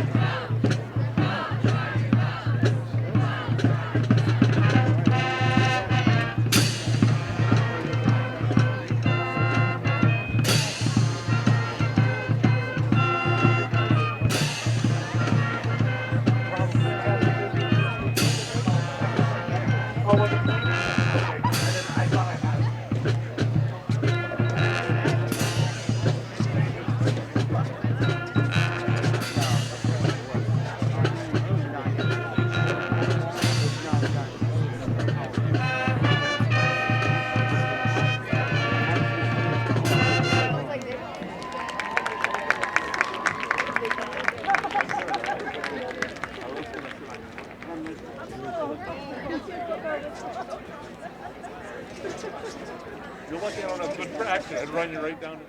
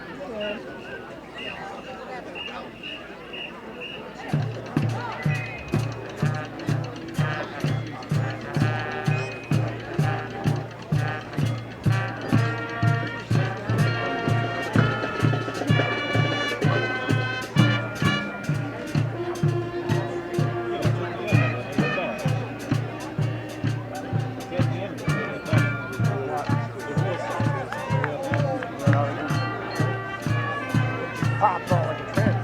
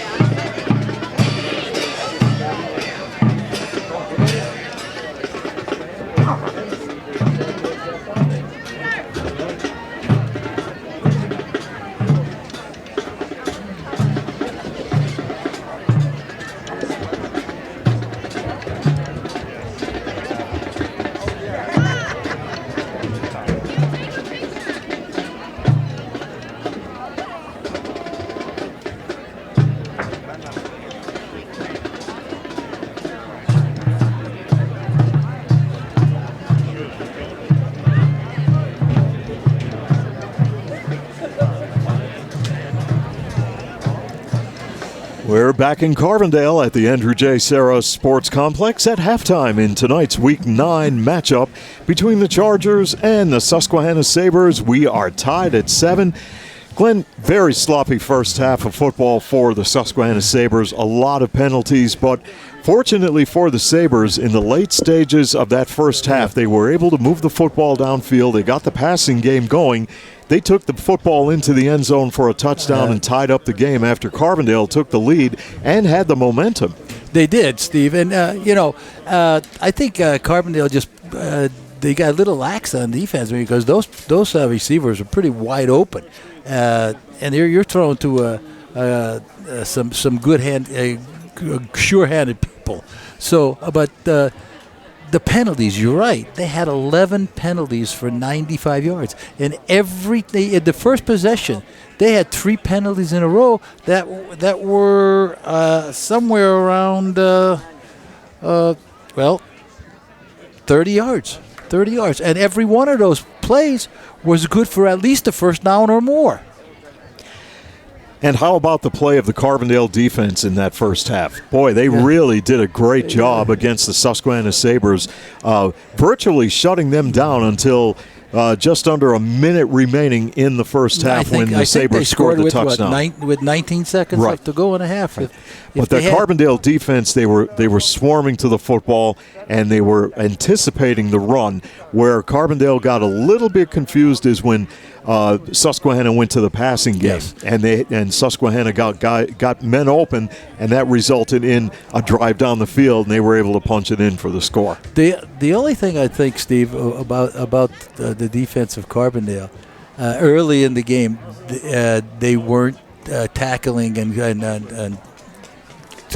getting the legs tangled up for the other team. They have to tackle low and stop those legs from churning, because after initial hits, they moved the ball 10, 15, or 20 yards down the field before they were tackled. So you got young kids as freshmen. Yeah, they're young. They're probably not as physically strong as some of the Susquehanna runners because they're older.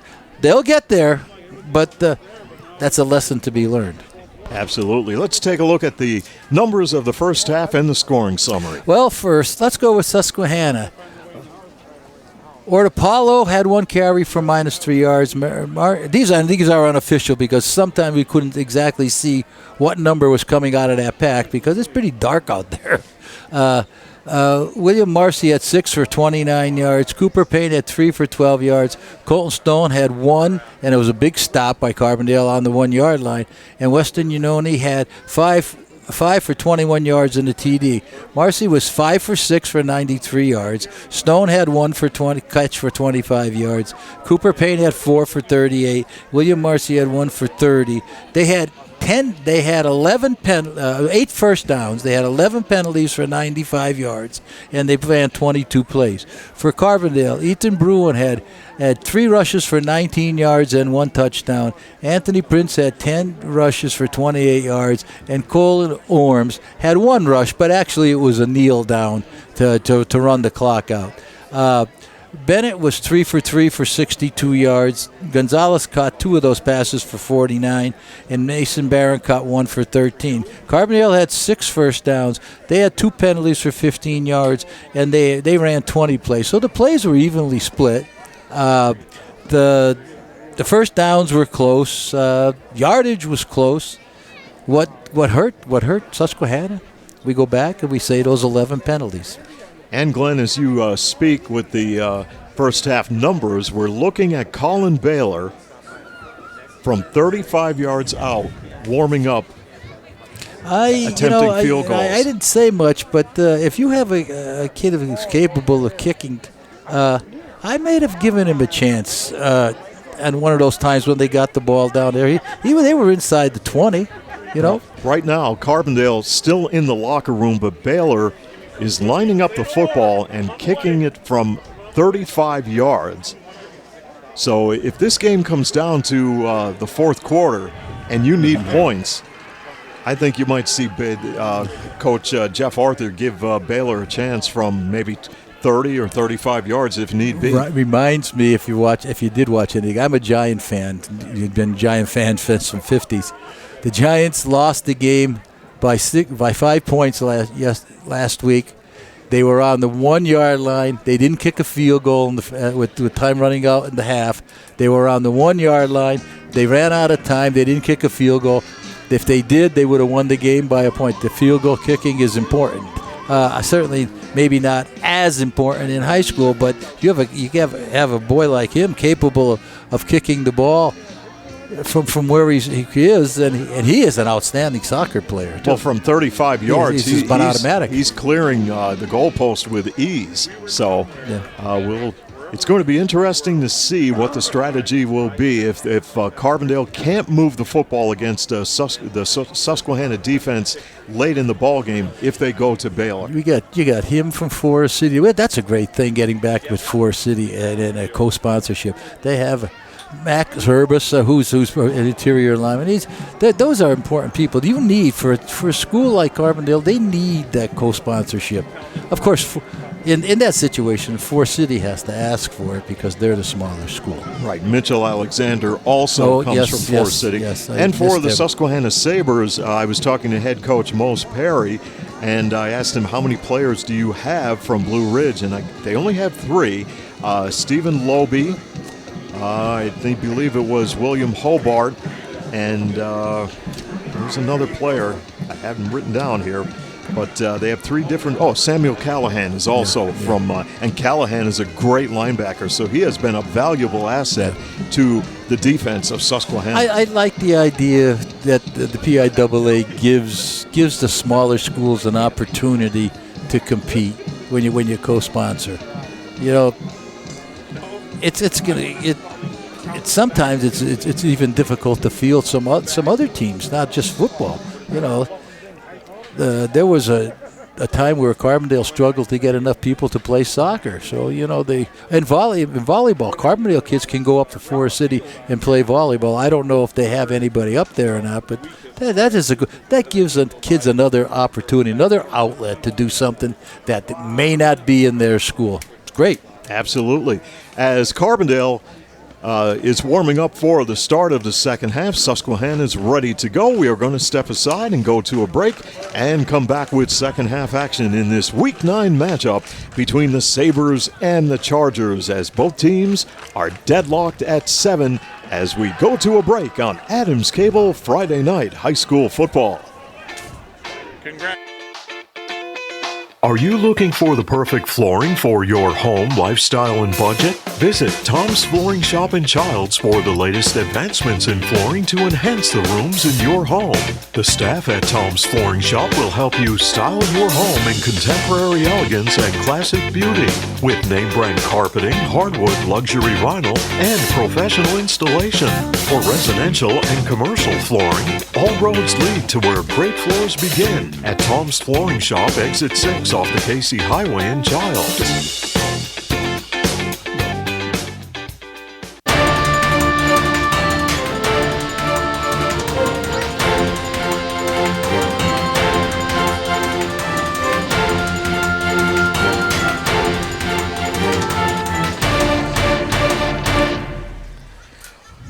Welcome back to Carbondale and Adams Cable High School Football. Third quarter just about ready to start as Colton Stone will tee up the football for the Susquehanna Sabres, and away we go. And from the 15-yard line, Chargers on the return, and it's a pretty good one out to the 40-yard line. Return to the Chargers. Brings it out near the 40-yard line. Carbondale takes over, 1st and 10. So Carbondale will have a pretty good field position to start the third quarter of play in a 7-7 tie with Susquehanna. We take a look at those Lackawanna Football Conference Division III standings. Of course, Lackawanna Trail coming into this weekend undefeated with an overall mark of 8 wins and no losses. They're 3-0 in Division III. As the Chargers will go with the ground game and right up the middle against the Susquehanna. Ethan Bruin getting the call, and he takes the football out across the 45-yard line of Carbondale. Second down coming up. I like that quick hitter to Bruin. He's picking up good yardage. Yeah. It's all made possible by the blocking of that Charger offensive line here tonight.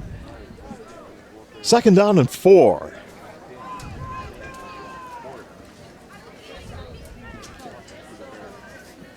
Bennett, late handoff. Prince getting the call, but he just gets back to the line of scrimmage. And Glenn, I have to ask you a question. Holding on Carbondale. Is it Flag Day? I mean, is my calendar wrong? Wow, there have been a ton of penalties here in this ball game. The holding penalty on the Chargers will remain second down. So penalties have hurt both teams. Sometimes they don't know until we're pretty much there. Minute gone by here in the third. Chargers and the Sabres here in Week 9. As we mentioned, Lackawanna Trail leading the Lackawanna Football Conference Division III at this point with a perfect 3-win and no-loss record. Next week, Lackawanna Trail will take on Susquehanna. Lackawanna Trail is for real, I guess, Steve. I haven't really seen them, but they are awful good. Yeah, they are. They're a very good football team, offensively, defensively, fundamentally sound, ranked very high in the state rankings. State rankings, that's hard to do from around here. Sometimes they forget us up here. 2nd and 14, Bennett to Bruin, and he has nowhere to go.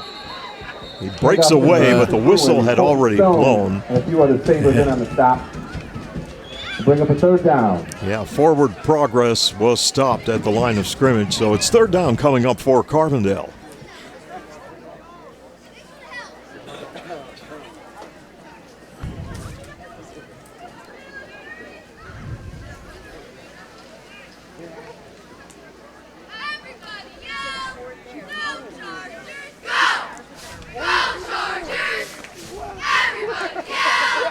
Mason Barron is a wide receiver on the top of your screen with the I formation in the backfield behind Bennett.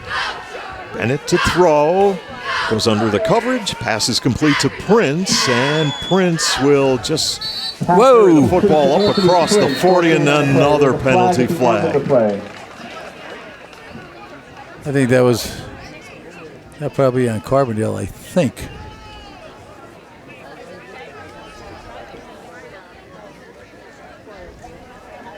Well, let's see. Let's see what it is. I know there was a late hit there. I don't know. Susquehanna again. Dead. Yeah, A wow. late hit on Susquehanna. Now keep in mind, folks, this officiating crew that is here tonight, they were at the Western Wayne Lakeland game that began at 4 this afternoon. And then at the conclusion of that game, they made the trip over the mountain here to the Andrew J. Serra Sports Complex. So they've had a long day and doing a good job in this football game, keeping order. It's hard to believe that they're that undisciplined, because back in the day with Susquehanna, they were fundamentally sound. And Prince in some trouble trying to turn the corner, and then is taken down by the defense of the Sabres. Now that's slow developing play right there, Glenn. Yeah, you've got to cut. If you're getting strung out, you got to cut it back up and cut your losses. So right now, Carbondale staring down the barrel of second down coming out.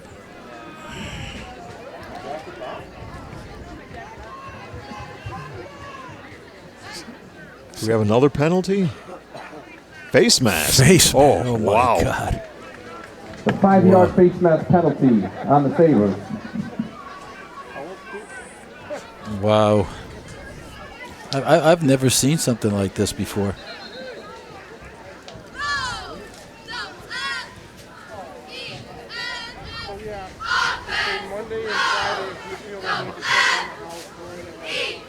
I think they're going to respot the football, Glenn.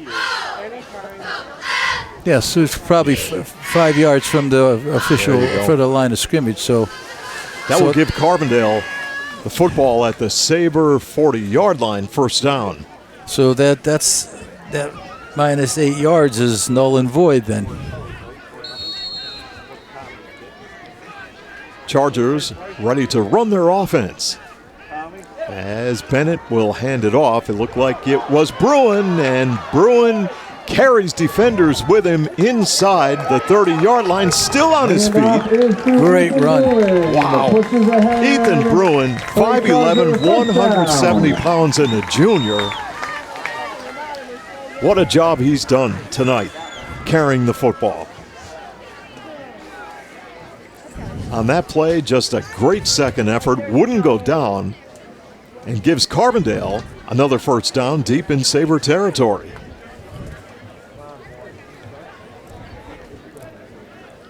First down, Carbondale from the Susquehanna 20. Bennett will give it to Bruin once again, and he goes right up the middle. Hand off once again to Bruin. Short gain on the play. Zachary Norton and a few other Sabres in on the stop. Well, Glenn, good 1-2 combination coming out of that backfield. Ethan Bruin at the fullback spot and Anthony Prince. Now, Prince has been the go-to guy, the workhorse for the last couple of games. But you key on Prince, we're coming at you with Bruin. Well, it's paid dividends. And he's only a junior also. Yes. So you get for next year, that's a heck of a start. Second down and 8. And this time it's Prince getting the call. Prince off left tackle and plows to about the 11-yard line.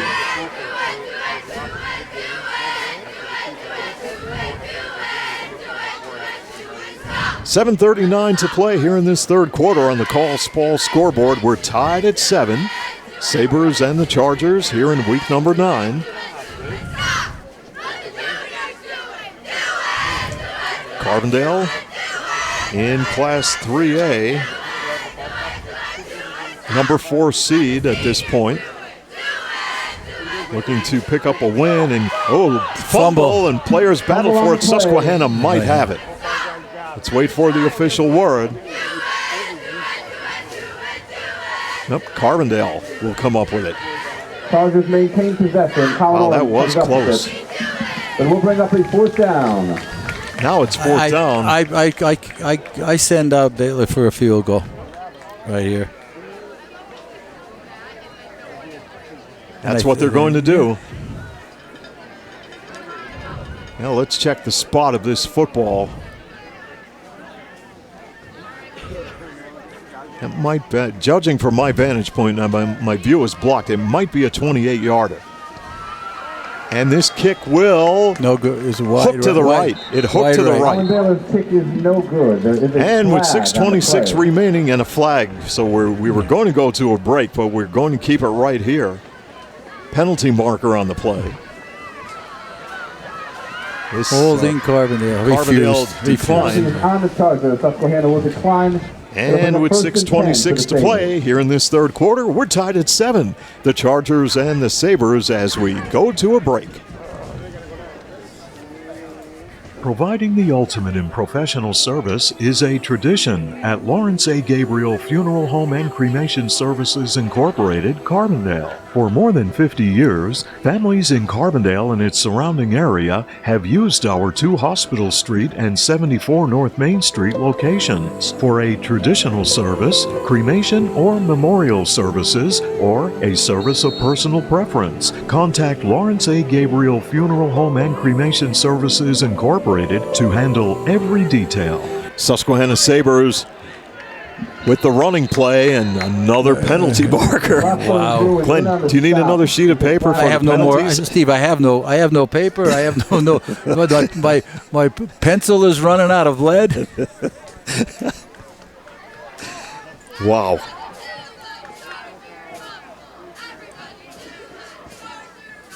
Personal foul against Carbondale. I missed a call there. It's a 15-yarder, so it must be, right? That will give the Sabres a first down.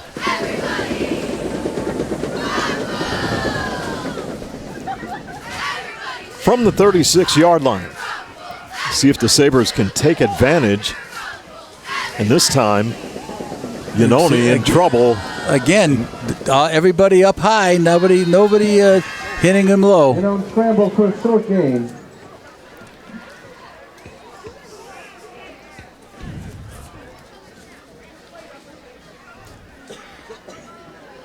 Chargers and the Sabres battling here in week 9 of high school football. And second down coming up for Susquehanna. Second down and about 11.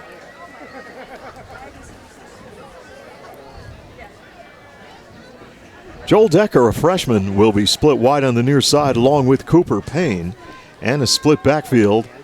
And the handoff will come to the near side of the field, and the Charger defense is right there with Ethan Bruin coming up to make the tackle on Samuel Callahan.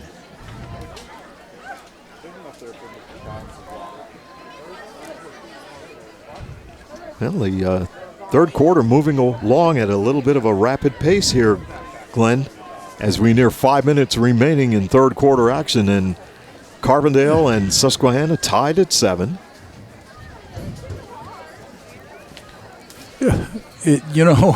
When you're just running the ball, this game moves. Yeah. Take away those penalty flags, we might be home on the couch right now. Third down and 12. The Sabres from their own 35, and it is Yanoni keeping the football around the left side. On the keeper. Daniel Gonzalez forces him out. It will bring up a fourth down. Well, both teams have been in this situation before. Fourth down and long, but punting unit will come on here for the Sabres. When that quarterback, when he fakes that handoff, you got that end on that other side's got to stay home to protect that or end around there. Good punt by Susquehanna. Let it It's go. going to bounce at the 35 and get a Sabre roll all the way inside the 20 near the 17-yard line of Carbondale area. Inside the 20-yard line. We've talked about it many times with Nick. You've got to come up and make that catch. Call for the fair catch. They've lost almost 20 yards. 20 yards. It bounced right by on the 34. Yeah, you have to decide early, and this will pin Carbondale back deep in their own territory. Put that on the 17. And just about at the 17-yard line. First down and 10 for the Chargers with 4:19 remaining third quarter.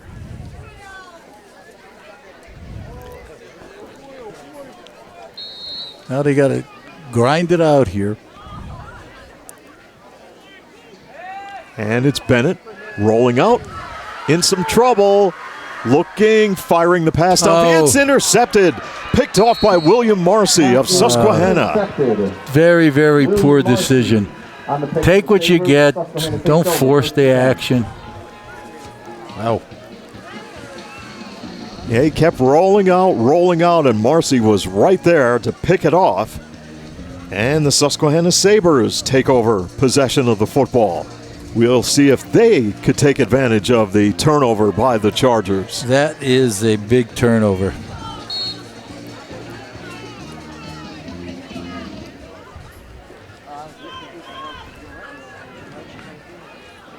And the football marked at about the 24-yard line. Should just throw that one out of bounds, Steve. That's all we should have done.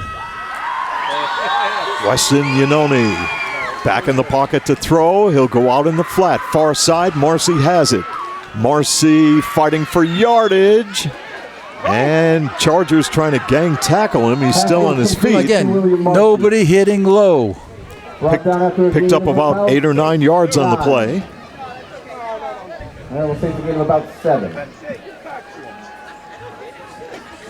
And the official spot of the football will be a 7-yard gain for the Sabre offense. 2nd and 3 coming up.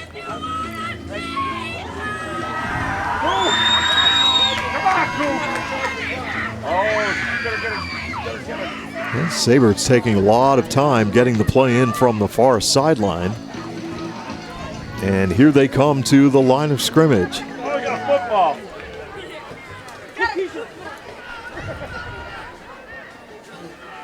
And Yanoni back in the pocket, looking near side. Oh, this was almost picked off. Carbondale and Daniel Gonzalez had a shot to intercept the pass, and it falls incomplete. They had a stone out there, and he's a big target, and that was overthrown, and that probably was thank God, because if it was down lower, maybe could have been interception could have been made, but it's more likely Stone might have caught that. Third down coming up for the Susquehanna Sabres, trying to keep this drive going, looking for a first down as they're tied at 7 with Carbondale. Iannone, back to pass, rushes on, he fires downfield. It is intercepted at the 5-yard line. Jake Rossler with a big interception for Carbondale. And the Chargers take over possession of the football with exactly 3 minutes to play here in the third quarter. Well, what made that play for Carbondale area was the heat the defense put on Iannone. Yeah. Now, was that Max Herbert? I think it might have been. I'm not sure. I couldn't see the number, but it appeared to come out of the interior line. Carbondale now will operate from its own 5-yard line. And they are going to keep the football on the ground and play it safe and go right up the middle. Ethan Bruin. I mean, I'd keep giving it to him until they stop it, because he's been doing some positive things there. Well, Glenn, back in the 80s, Lakeland used to run that trap play right up the middle with great success. Yeah. Stop it, right? Stop it, then we'll stop running it. And then we'll come back and run it again. 5-yard gain for Bruin, 2nd and 5. And this time it's Prince. Spun down after he goes across the 11-yard line. No gain on the play. Short gain on the play. Yep. Third down situation here for the Chargers. Third and 2. I'll give it to Bruin again. Bring up a third and about 2. That quick hitter, and let him just plow it up the field. Now, if you're Carbondale, you need a first down right here.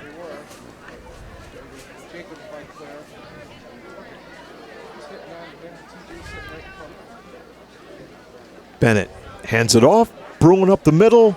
He's got the first down. And much more. Bruin is tough to bring down. Ethan Bruin. He powers ahead for what will be good for a Charger first down.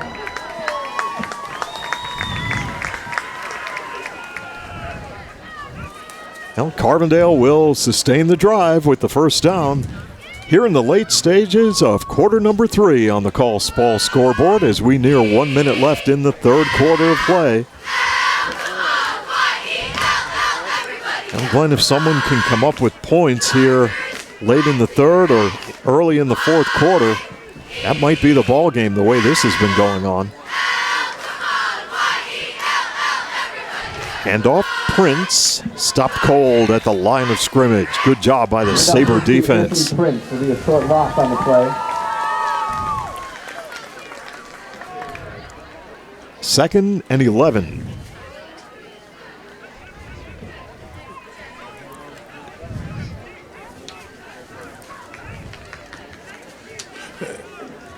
Clock running with 35 seconds to play here in the third quarter.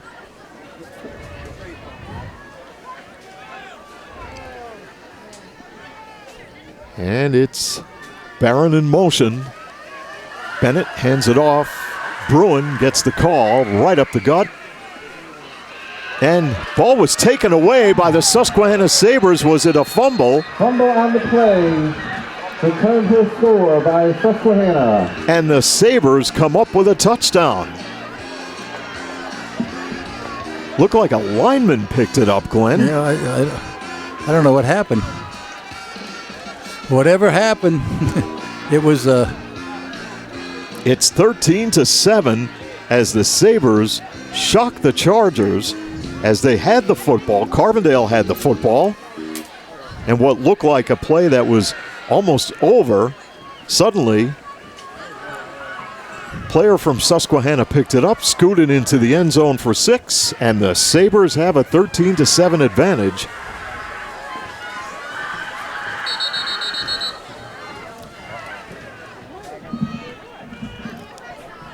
William Marcy. Thrown for a sideline warning.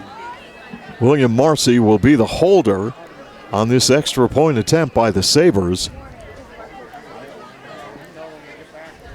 And it will be Colton Stone to try the extra point. I'm looking at the sideline. They're not too happy in Carbondale there. This kick is good. They're giving it to that official down on the sideline down there. And they're still giving it to him. Well, head coach Jeff Arthur is not happy with that call as we go to a break here on Adams Cable High School Football. When it comes to keeping your vehicle maintained and problem-free, Jerry's Tire and Auto Service in Carbondale has you covered. Call Jerry's for brake service, oil changes, state inspections, quality tires, wheel alignment, and rotation to enhance your vehicle's performance. I'm Jerry Jablonowski. Call 282 Tire for dependable automotive service and name brand tires at Jerry's Tire and Auto Service in Carbondale. If you're looking for auto parts, then look no further than Carbondale Auto Parts, your local Napa dealer, River Street in Carbondale. Experience the Napa know-how difference with top quality automotive replacement parts, tools, accessories, and the great service you've come to know and trust. From the staff at Carbondale Auto Parts, your local Napa dealer, River Street in Carbondale. Welcome back to the Andrew J. Serra Sports Complex in Carbondale, where we have 12 seconds to play here in this third quarter, and the Sabres out to a 14-7 advantage over the Carbondale area Chargers. Now there's obviously a penalty called on Carbondale because the Sabres are kicking off from the Charger 45-yard line. This kick will roll into the end zone for a touchback. Chargers take over, 1st and 10. And Carbondale will have possession of the football on the first down play. Well, Glenn, you talk about how quick the momentum can swing in any sporting event. I don't know what happened. All of a sudden, whether it was a fumble or maybe Pish pulled it away from him. Maybe the defensive player just took the football away from Carbondale. And the Chargers now have their work cut out for them as they're down by 7 and will start this drive from their own 20-yard line. Bennett buying time, looking downfield, no one there. Overthrown. I think he's holding the ball too long, Steve.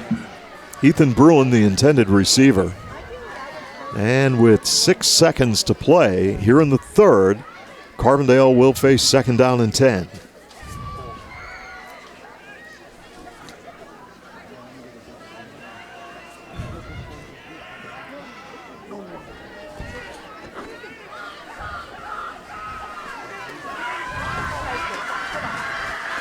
Here come the Chargers. It will be Mason Barron along with Gonzalez at the bottom of your screen. And Prince will take the handoff, and he is drilled on the play. Fumble? No, still on his feet, and a penalty marker at the end of the play. There was a flag on the play.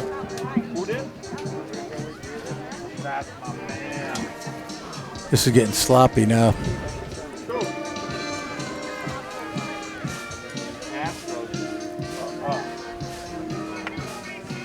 Wow, face mask on. Susquehanna. Wow. A 5-yard face mask on the Sabres.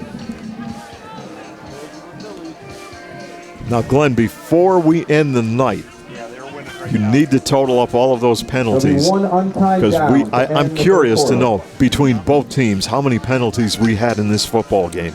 Well, wow. Carbondale only has 4. Oh, wait a minute. I just probably missed that one. It must have been on the coaches or something, so I'll say 5.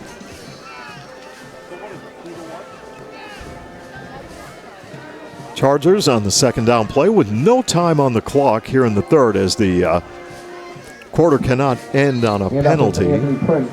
Prince will carry the football, and that will bring an end to the third quarter here in the Pioneer City, with the Sabres up 14-7 over Carbondale as we go to a break here on Adams Cable Friday Night Football.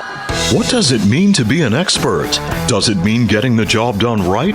Or being able to pinpoint a problem and quickly find a solution? Whatever the meaning, the team at NJS are your experts in hydraulic and pneumatic components. So whether you need a custom hose built on the spot or a cylinder repaired from the ground up, the experts at NJS are there when you need them. And with the area's largest hose and fittings warehouse, NJS has thousands of the parts you need in stock and ready to go. NJS, Route 6 Mayfield, online at njsco.com. NJS is proud to call this area home and proud to sponsor our area athletes on Adams Cable Channel 7.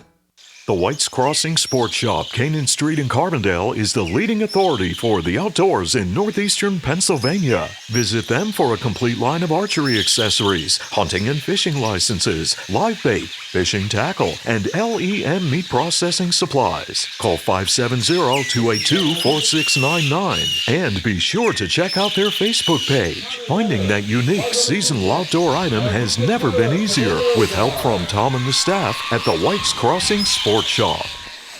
Back at the Andrew J. Serra Sports Complex alongside Glenn Muskowski, Claire Seymour working camera tonight for Adams Cable, and in the booth with us tonight, Kyle Kemmerer filling in for Chris Nanfelt. I'm Steve Young. Great to have you with us as we start the fourth quarter of play with the Sabres leading the Chargers 14-7, and Carbondale area running the football, and Prince taking the handoff, he's going right up the middle.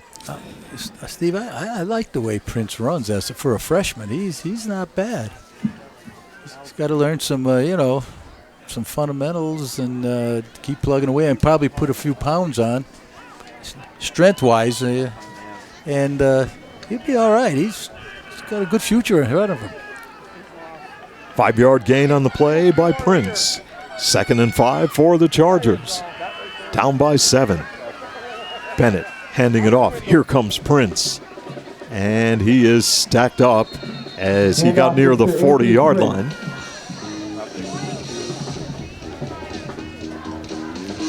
Now, here in the fourth quarter, Glenn, now you have to make the most out of every possession. Yep. It is critical. With a minute gone by in the fourth,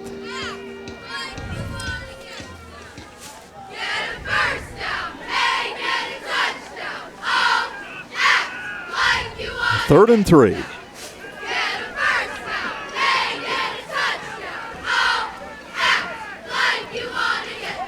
Quick handoff. Bruin up the middle for a Charger first down. Boy, the more you give Bruin the football, the better it gets. We'll bring up a Charger first down. He's close to just breaking away and breaking it out for a touchdown.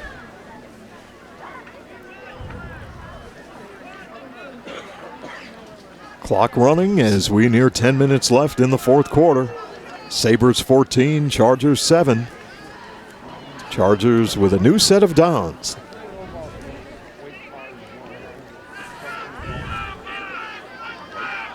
Bennett, Prince up near midfield and runs right into left tackle David Benson, the 5'11", 281-pound junior, wearing number 74.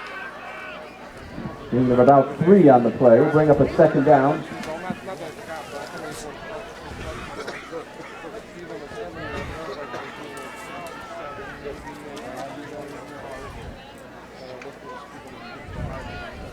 Gain of 3 on the last play, 2nd down and 7.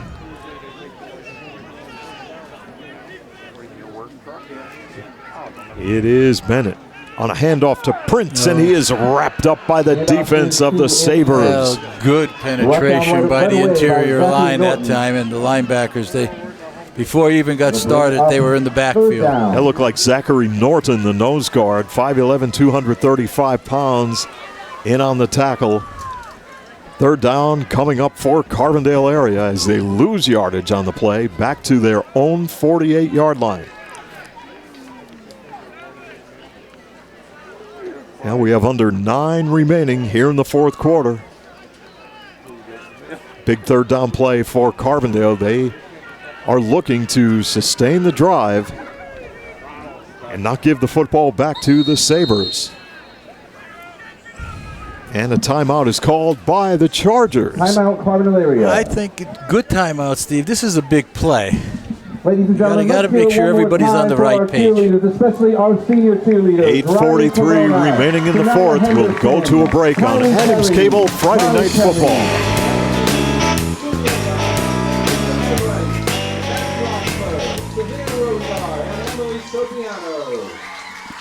Insurance is more than just a policy. It's knowing that you are properly covered to protect all the assets you have worked so hard to acquire over the years. For over 50 years, McGovern Insurance has fulfilled the needs and expectations of families and businesses in the greater Carbondale area. McGovern Insurance Agency specializes in auto, home, commercial, and life insurance. Call for a competitive quote and superior service at 282-1170. Your protection comes first at McGovern Insurance Agency, 26th Avenue, Carbondale.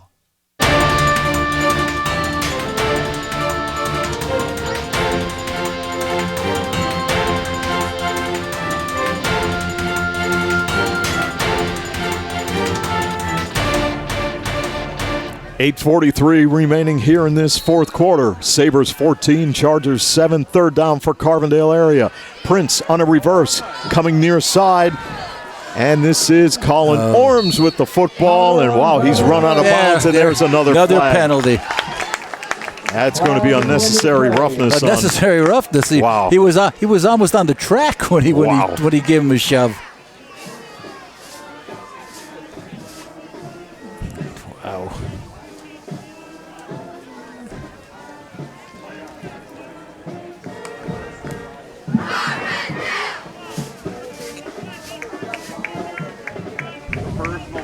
Personal foul on the Sabres. And the end of the run.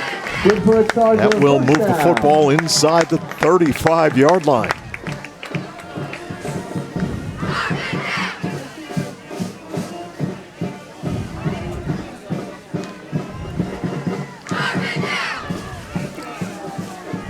Well, with Carbondale down by 7, we will see if they could take advantage of this opportunity. New set of downs for Carbondale.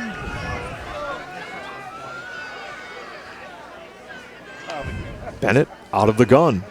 With time, now the rush is on. He's in trouble and gets the pass out.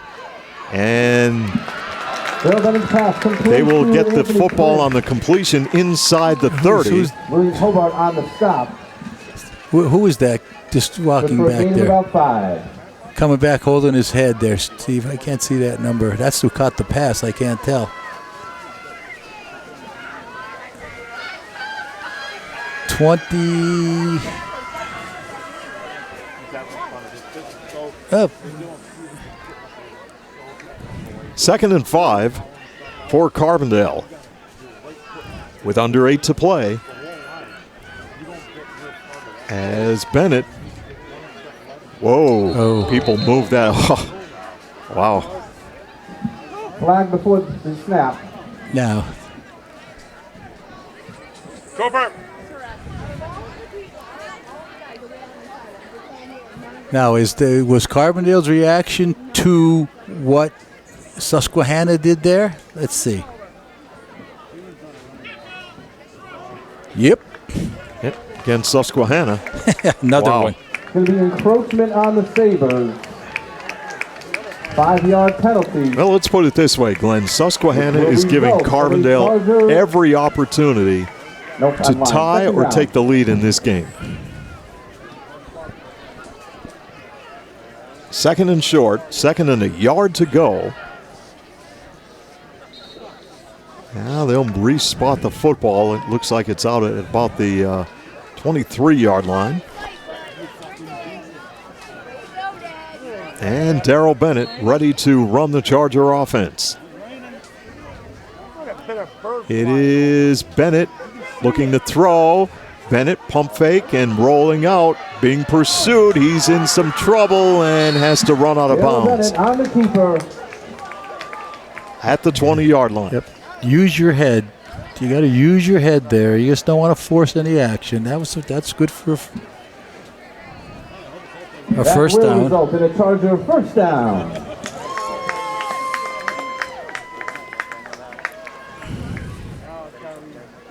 Yep. Carbondale looking to tie up this football game with 7:33 remaining. And here they come on the first down play.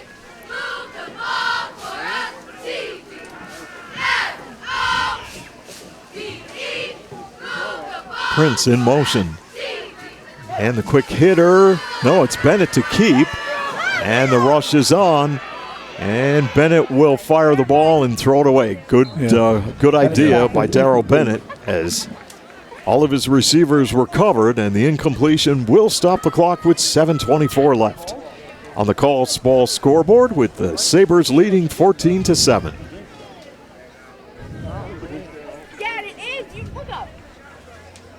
Have to wonder, Glenn, is it beginning to rain again?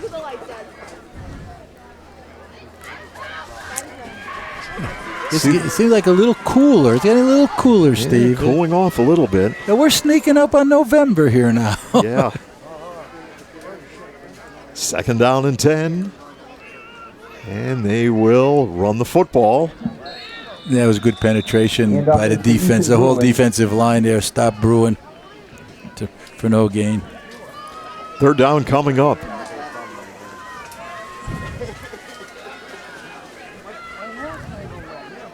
This is Carbondale's 12th play in this drive. Yep. Third down and 9 now for the Chargers with under 7 minutes left here in the fourth quarter.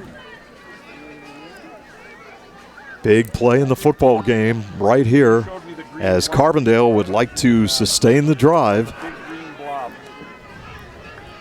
And it's Bennett out of the gun. Gives it to Prince, and Prince will look to turn it upfield, and then he is popped on the play. Handoff is to Anthony. Tried to cut back to the middle of the field and got hit by the Susquehanna defense. We'll bring up a fourth down. Fourth down right here with the football resting at about the 12-yard line. What do you do right here, Glenn? Well, Here we go. 4th and 4. Rain beginning to come down. You know what I do right here? I call a timeout, make sure everybody's right on the same page. Or if you have a play that you haven't used, then you've been practicing, this is the time for it. Carbondale now on 4th down and 3 from the 13, and Carbondale will take the time out to talk it over. Good idea. Once a coach, always a coach, right? Yeah, I don't know. I don't know too much about this ball that has points on it, Steve. Once again, we would like to acknowledge the round ball goes in the hoop, right? Oh, yeah. We're going to a break. We'll be right back. Today, we customize everything. So why not customize your video choices with Echo Stream, the full-featured video service powered by Adams Broadband. Just install the Echo Stream app on your compatible streaming devices. Then watch with features like Look Back and Restart, plus Cloud DVR to record all of your favorite programs. Powered by fast, reliable Adams Broadband and smart Wi-Fi. Customize your video. Call or visit adamscable.com to sign up.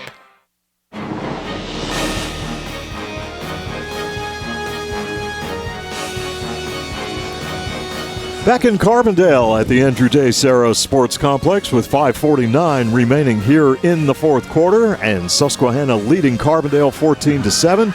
Chargers face 4th down and 3 from the Susquehanna 13-yard line. You got to come out with a big one here. Carbondale area Chargers with Darrell Bennett at quarterback. He'll send a man in motion, and he will go off the play fake. Bennett in some trouble, reverses his field, fires downfield, and the pass was almost intercepted. And Carbondale will turn over the football on downs to Susquehanna. Well, there was some good penetration, some good defense by Susquehanna. It came up big with that play, but Bennett didn't really have much time. He's being chased all over the place. Well, now, Glenn, the Susquehanna Sabres will take over possession of the football. At their own 13. That was Carbondale's 13th play on that drive. Just couldn't take it in. as the rain begins to fall. And we'll see what Susquehanna will do. I think you're going to see them just run that football. That's what they're going to do, and Carbondale defense is right there. I believe Bruin was right there to make the stop. He's playing a heck of a game on both sides of the ball. Short loss on the play. Second down coming up for Susquehanna. Clock is the big factor right now in the football game. 5:24 and counting, time remaining. If in fact Carbondale can stop them without them getting a first down, their field position might be pretty good. We will have our call of the game coming up in just a couple of minutes. Joel Decker is a wideout at the bottom of your screen on 2nd down and 12. And the Sabres will run the football, try to go around that right side. Now for Susquehanna, you don't want to go out of bounds. You want to keep that clock running, and that's what they did right there.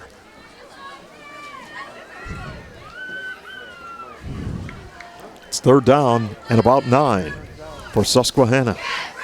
Now, so for Susquehanna, you don't play not to lose. You play to win here. Right. You've got to do something to try to get a first down here. But you got to protect the ball. It's got to be a safe play.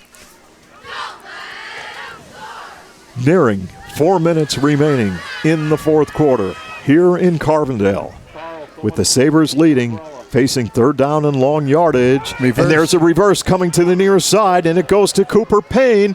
Payne trying to turn the corner, and he goes down in front of the Carbondale bench, and he might have the first down. I believe he does. What a great call by the Susquehanna coaching staff. If he picked up that first down, let's check the spot. We got something going on here. There's a flag. Oh. Wow. Oh, man. Holding. Oh.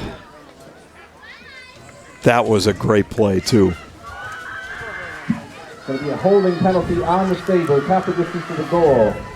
Will remain 3rd down.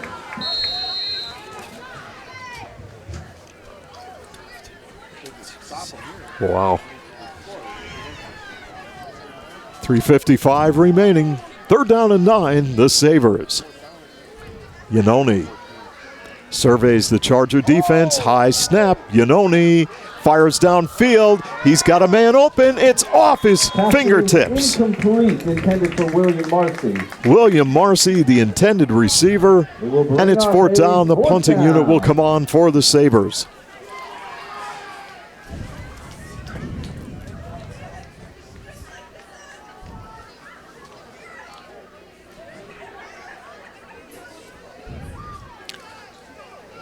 Now, Carbondale, no penalty here. Susquehanna, get the ball away. Carbondale, catch the ball, don't let it bounce. William Marcy from his own end zone, good snap. You can let that one go. Good kick. See, it's going to get a Susquehanna roll to about the 37 or 38 yard line. That one you didn't have a chance to run up and get it. 3.5 minutes, a lot of time on the clock for Carbondale as they trail 14-7 here in the 4th.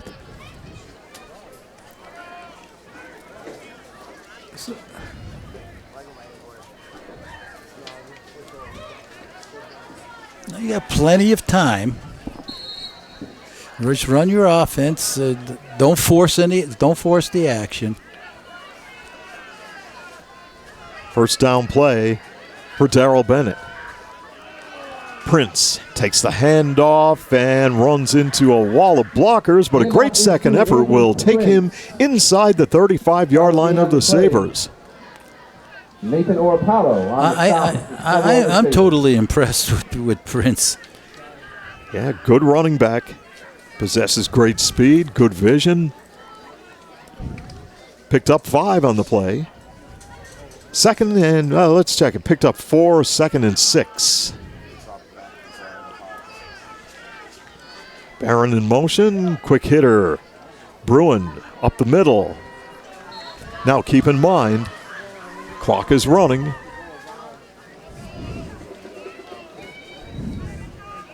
Ethan Bruin on the carry.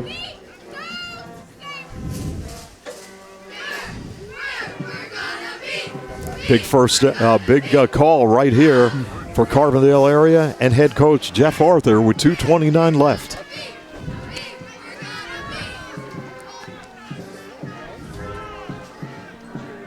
Third down and 4. Bennett. Prince takes the handoff, and there he goes, and he spins across the line of scrimmage and all the way down to the 19-yard line for a Carbondale first down.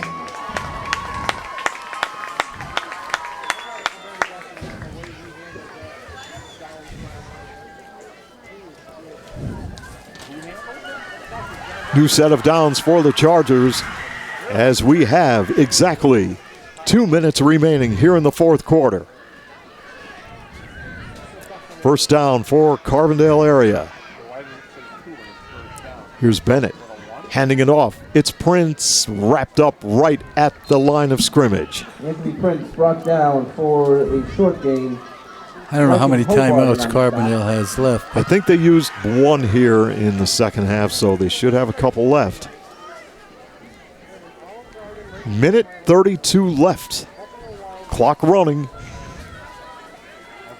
This is exciting. It turned out to be exciting after how many penalty flags? About 55? Oh, well, I'll total those up for you. Second down play, and it's Bruin taking the handoff and a short gain off left tackle.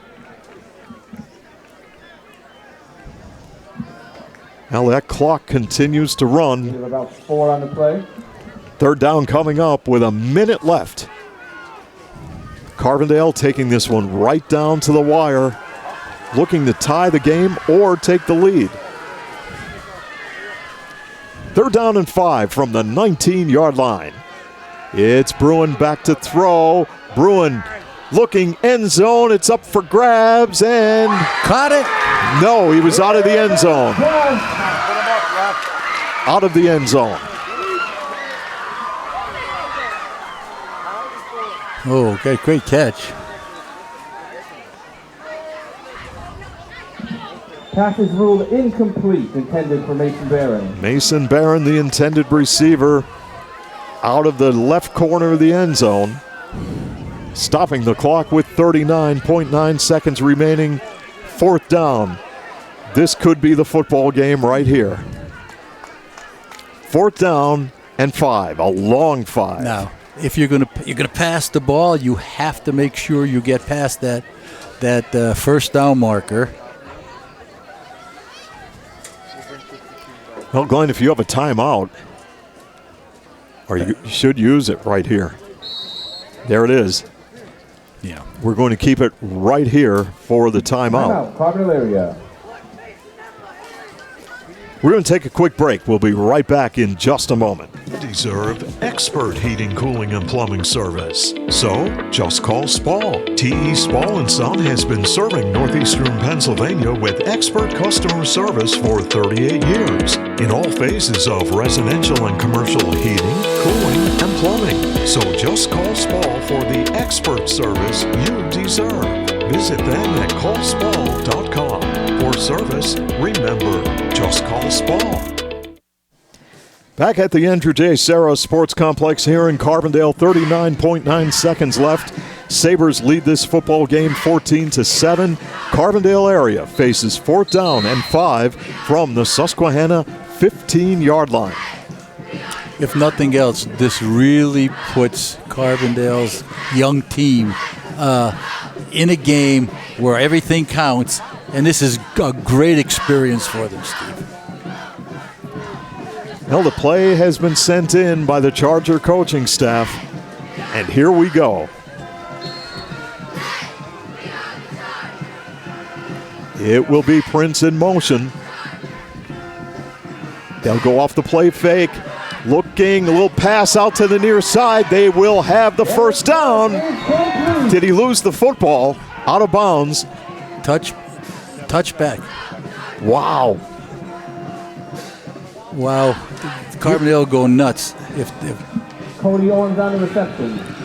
Lost the football into the end zone. But it's ruled a touchback. Touchback. And Susquehanna will have the football with 30 seconds left. Wow. Wow, you talk about a tough break. That did come out though, Steve.